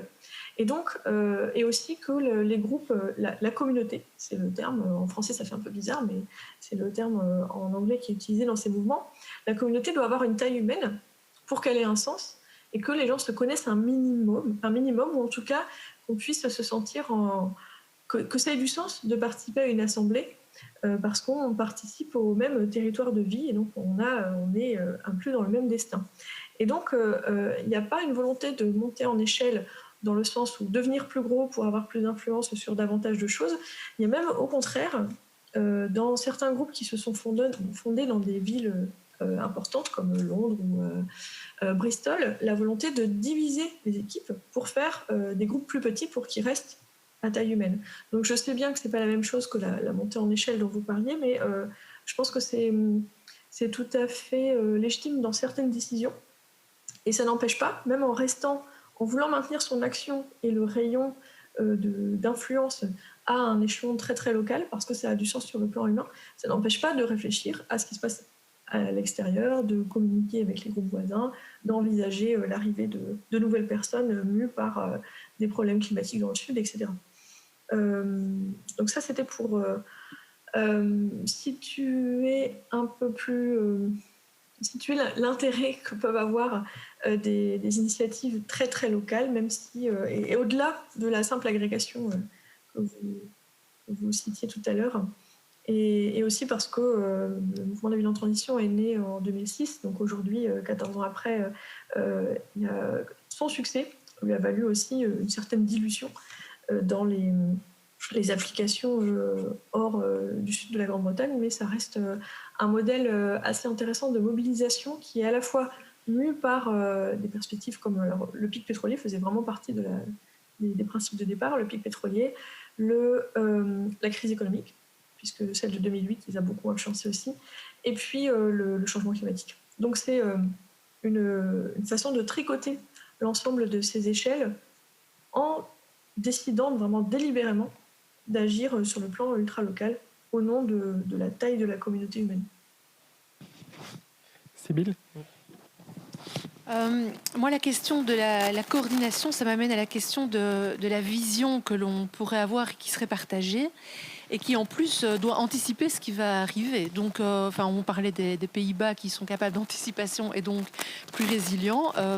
Je m'interroge quand même sur quelle est la vision, et si on reprend le cas de la Belgique ou de nos gouvernements respectifs, quelle est la vraie vision, pas la réaction en temps de crise, quelle est la vision et comment est-ce qu'on peut faire pour que cette vision soit à l'écoute, pas seulement des acteurs économiquement forts, mais aussi des initiatives petites mais intéressantes pour l'intérêt collectif. Et donc moi, c'est une préoccupation qui m'anime beaucoup, c'est de savoir qu'est-ce qui peut nourrir cette vision et qui va la porter. Parce que tout à l'heure, Philippe disait, on sait où on doit aller. Enfin, on croit bien qu'on le sait. Mais parfois, quand je regarde les plans de relance officiels, je ne sais pas si on sait. Ou en tout cas, si c'est dit clairement. Et donc, je trouve qu'il y a un contre-pouvoir qui n'est pas là, qui doit être bien plus présent dans ces visions-là. Parce que sinon, en gros, c'est les acteurs dominants du système aujourd'hui qui ont beaucoup à perdre dans une transition qui dicte la vision. Sur la vision et la transition... On va d'abord parler des fraisiers, parce que ça fait un lien avec Mathilde. Donc, il y a les fraisiers et il y a les abeilles. Et il ne faut pas confondre les fraisiers et les abeilles. Et il y a un livre que j'ai toujours aimé quand j'étais petit, que je relis avec plaisir, c'est L'espoir de Malraux, parce qu'il y a les anarchistes et les communistes. Et ça va avec les fraisiers et les abeilles. Donc, l'essaimage chez les abeilles, et Dieu sait si je n'aime pas le biomimétisme, mais c'est pas grave, l'essaimage chez les abeilles, c'est les règles qui sont exportées, mais il n'y a plus de lien. Donc la colonie qui part, elle part avec les règles des abeilles. C'est extraordinaire, les règles des abeilles. Il y a des gens qui ont étudié ça, notamment M. de Neubourg, c'est vraiment passionnant. Les fraisiers, eux, c'est les rhizomes. Donc les rhizomes, ça veut dire qu'en fait, la colonie reste attachée, un peu comme les abbayes avec les filles, la colonie reste attachée au plan mère. Elle a une connexion. Et donc, on ne va pas élaborer là-dessus, mais c'est intéressant de voir qu'il y a deux modèles. Il y a un modèle où c'est plutôt les règles avec de l'autonomie, et il y a un modèle où on conserve le lien, il y a un flux qui passe par le lien. Et donc, en fait, ce serait intéressant de comparer ces deux modèles. Il y a pas mal de papiers qui ont été faits sur l'approche rhizome. Et voilà. Mais donc ça, c'était ma petite excursion d'agronome. Alors maintenant, sur la vision, moi, ce qui me frappe, et là, je revendique mon ancienneté dans Etopia, et je trouve que Etopia est au cœur de cet enjeu-là, et ce qu'on fait aujourd'hui l'est aussi, c'est qu'en fait, quand un acteur nouveau, ou quand on demande à un acteur de jouer un rôle, et par exemple aujourd'hui on demande à l'État tout à coup d'avoir de la vision et les citoyens demandent à l'État d'avoir plus de vision ou de faire des choses, etc. Le gros problème, c'est le déficit en connaissances. Et donc dans le rapport de force, il y a le rapport de force financier, il y a le rapport de force juridique, mais il y a quand même un rapport de force sur la connaissance qui est énorme. Et donc je pense que cette question de la connaissance est sous-évaluée, qu'elle est maintenant beaucoup mobilisée avec la question des experts, mais que les experts, c'est un peu comme si la connaissance pouvait s'acheter au coin de la rue et qu'on a besoin de la connaissance, on va sur une étagère, on la prend. Mais c'est pas aussi simple que ça, parce qu'après, voilà, nous sommes la plupart impliqués comme enseignants aussi. On sait très bien que si simplement on offre aux étudiants des bocaux avec des boules dedans et qu'ils peuvent prendre les boules dans les bocaux en fonction de ce qu'ils ont envie, ça ne fera pas d'eux des acteurs du changement social et des acteurs intelligents de la société à laquelle ils vont participer. Donc si on veut construire une connaissance en termes de savoir-être, en termes de capacité d'articuler différentes dimensions, ça prend du temps. Et ce qui me frappe aujourd'hui dans la difficulté du politique à reprendre sa place, puisque c'est un peu de ça qu'on parle, comment le politique peut reprendre sa place, c'est que ce politique est bien nu, quoi. Il est très démuni en termes de pratique, en termes de connaissances. Donc, il y a vraiment un problème. Et il y a un problème aussi d'engagement. Et donc, moi, je plaide vraiment pour qu'on arrête une espèce de posture apolitique de construire des choses à côté du monde politique en disant le monde politique est pourri, donc je construis à côté. Non, parce qu'en fait, si on ne nourrit pas aujourd'hui le monde politique avec toute cette connaissance qui est en train de se créer, toutes ces nouvelles pratiques, tout ça, comment ce monde politique peut-il lui-même être meilleur que ce qu'il est aujourd'hui. Hein. Et donc, je pense qu'il y a là, il y a un risque énorme aujourd'hui par rapport à ça. Et donc, d'autre part, étant impliqué un petit peu dans des questions de relance aujourd'hui, et j'ai été parfois confronté à des questions du politique qui me disent qu'est-ce qu'on peut faire. Et en fait, je me suis rendu compte que je ne savais pas répondre, non pas parce que je n'avais pas la connaissance, mais parce que je ne savais même pas quel levier eux avaient. Et donc, une des grandes difficultés aussi de l'interaction entre les citoyens, le monde académique et le politique, c'est une compréhension minimale du fonctionnement du politique et donc de bien savoir, dans des systèmes extrêmement complexes comme la Belgique, quand on s'adresse à quelqu'un qui est à un niveau de pouvoir quelconque, il faudrait être conscient des leviers que ce niveau de pouvoir a et des marges de manœuvre. Et c'est quelque chose qui ne s'apprend pas dans une conversation de quelques minutes avec l'homme politique. Donc je pense que l'éducation citoyenne à la chose publique, et notamment de façon très concrète, et plus par des exemples que par simplement des théories ou des approches historiques, mais peut-être par des études de cas. Hein. Et donc, je pense par exemple comme ça à la situation des éoliennes, hein, où il y a 95% de recours sur les premiers éoliens, alors que c'est un enjeu de la transition énergétique assez clair. Voilà un exemple qui pourrait être enseigné à tous les niveaux, pour expliquer un peu, ben voilà, les rôles de chacun, comment on se prend une décision, des choses comme ça. Et il y a des enjeux d'échelle aussi là-dedans. Mais donc, voilà, moi, je pense qu'on a un petit peu prononcé le mot, mais je voudrais le remettre plus en avant aujourd'hui. À la fin, il faut une capacité d'apprentissage. Et cette capacité d'apprentissage, elle doit se construire. Et alors, le dernier mot que je voudrais mettre aussi sur la table, parce qu'il a été implicite tout le temps, c'est le professionnalisme. Et donc, quand on parlait des Hollandais qui préparent leur plan, mais il y a un côté professionnalisme, même dans l'action publique, qui est essentiel. On en a parlé pour les différents acteurs. Donc, je pense que la transition sera possible si on est à la fois connecté, si on est à la fois dans des processus d'apprentissage et si à la fois on a cette envie d'être de plus en plus professionnel par rapport aux enjeux. Merci beaucoup. On commence déjà à me faire des signes qu'il est 18h30. Donc je vais en effet... Le temps a passé vite, en effet. C'est 2 heures qu'on a passées ensemble. Donc on a été résilient, vu que, peut-être pour expliquer à tous ceux qui ont vu l'affiche, on espérait avoir Mathieu Ozano, qui malheureusement n'a pas pu se joindre à nous, mais je pense qu'on ne l'a même pas vu, tellement je pense que les échanges entre nous ont été riches. Nourrir le politique... compréhension de l'autre, l'engagement. Je pense que les derniers mots de Philippe sont évidemment très inspirants par rapport à cette question de la résilience, de l'organisation des trajectoires. Alors pour finir, juste un grand remerciement à Etopia, à Delphine Masset qui a, avec Christophe de Rennes, mis en place ce beau panel interdisciplinaire pour toute l'organisation, la résilience pour pouvoir tenir cette conférence et tout ce cycle de conférences dans des moments compliqués. Donc merci à tous, merci pour l'invitation. Et on espère tous évidemment que c'est un premier pas. La résilience, la trajectoire sont longues, donc à bientôt sans doute. Bonne soirée à tous.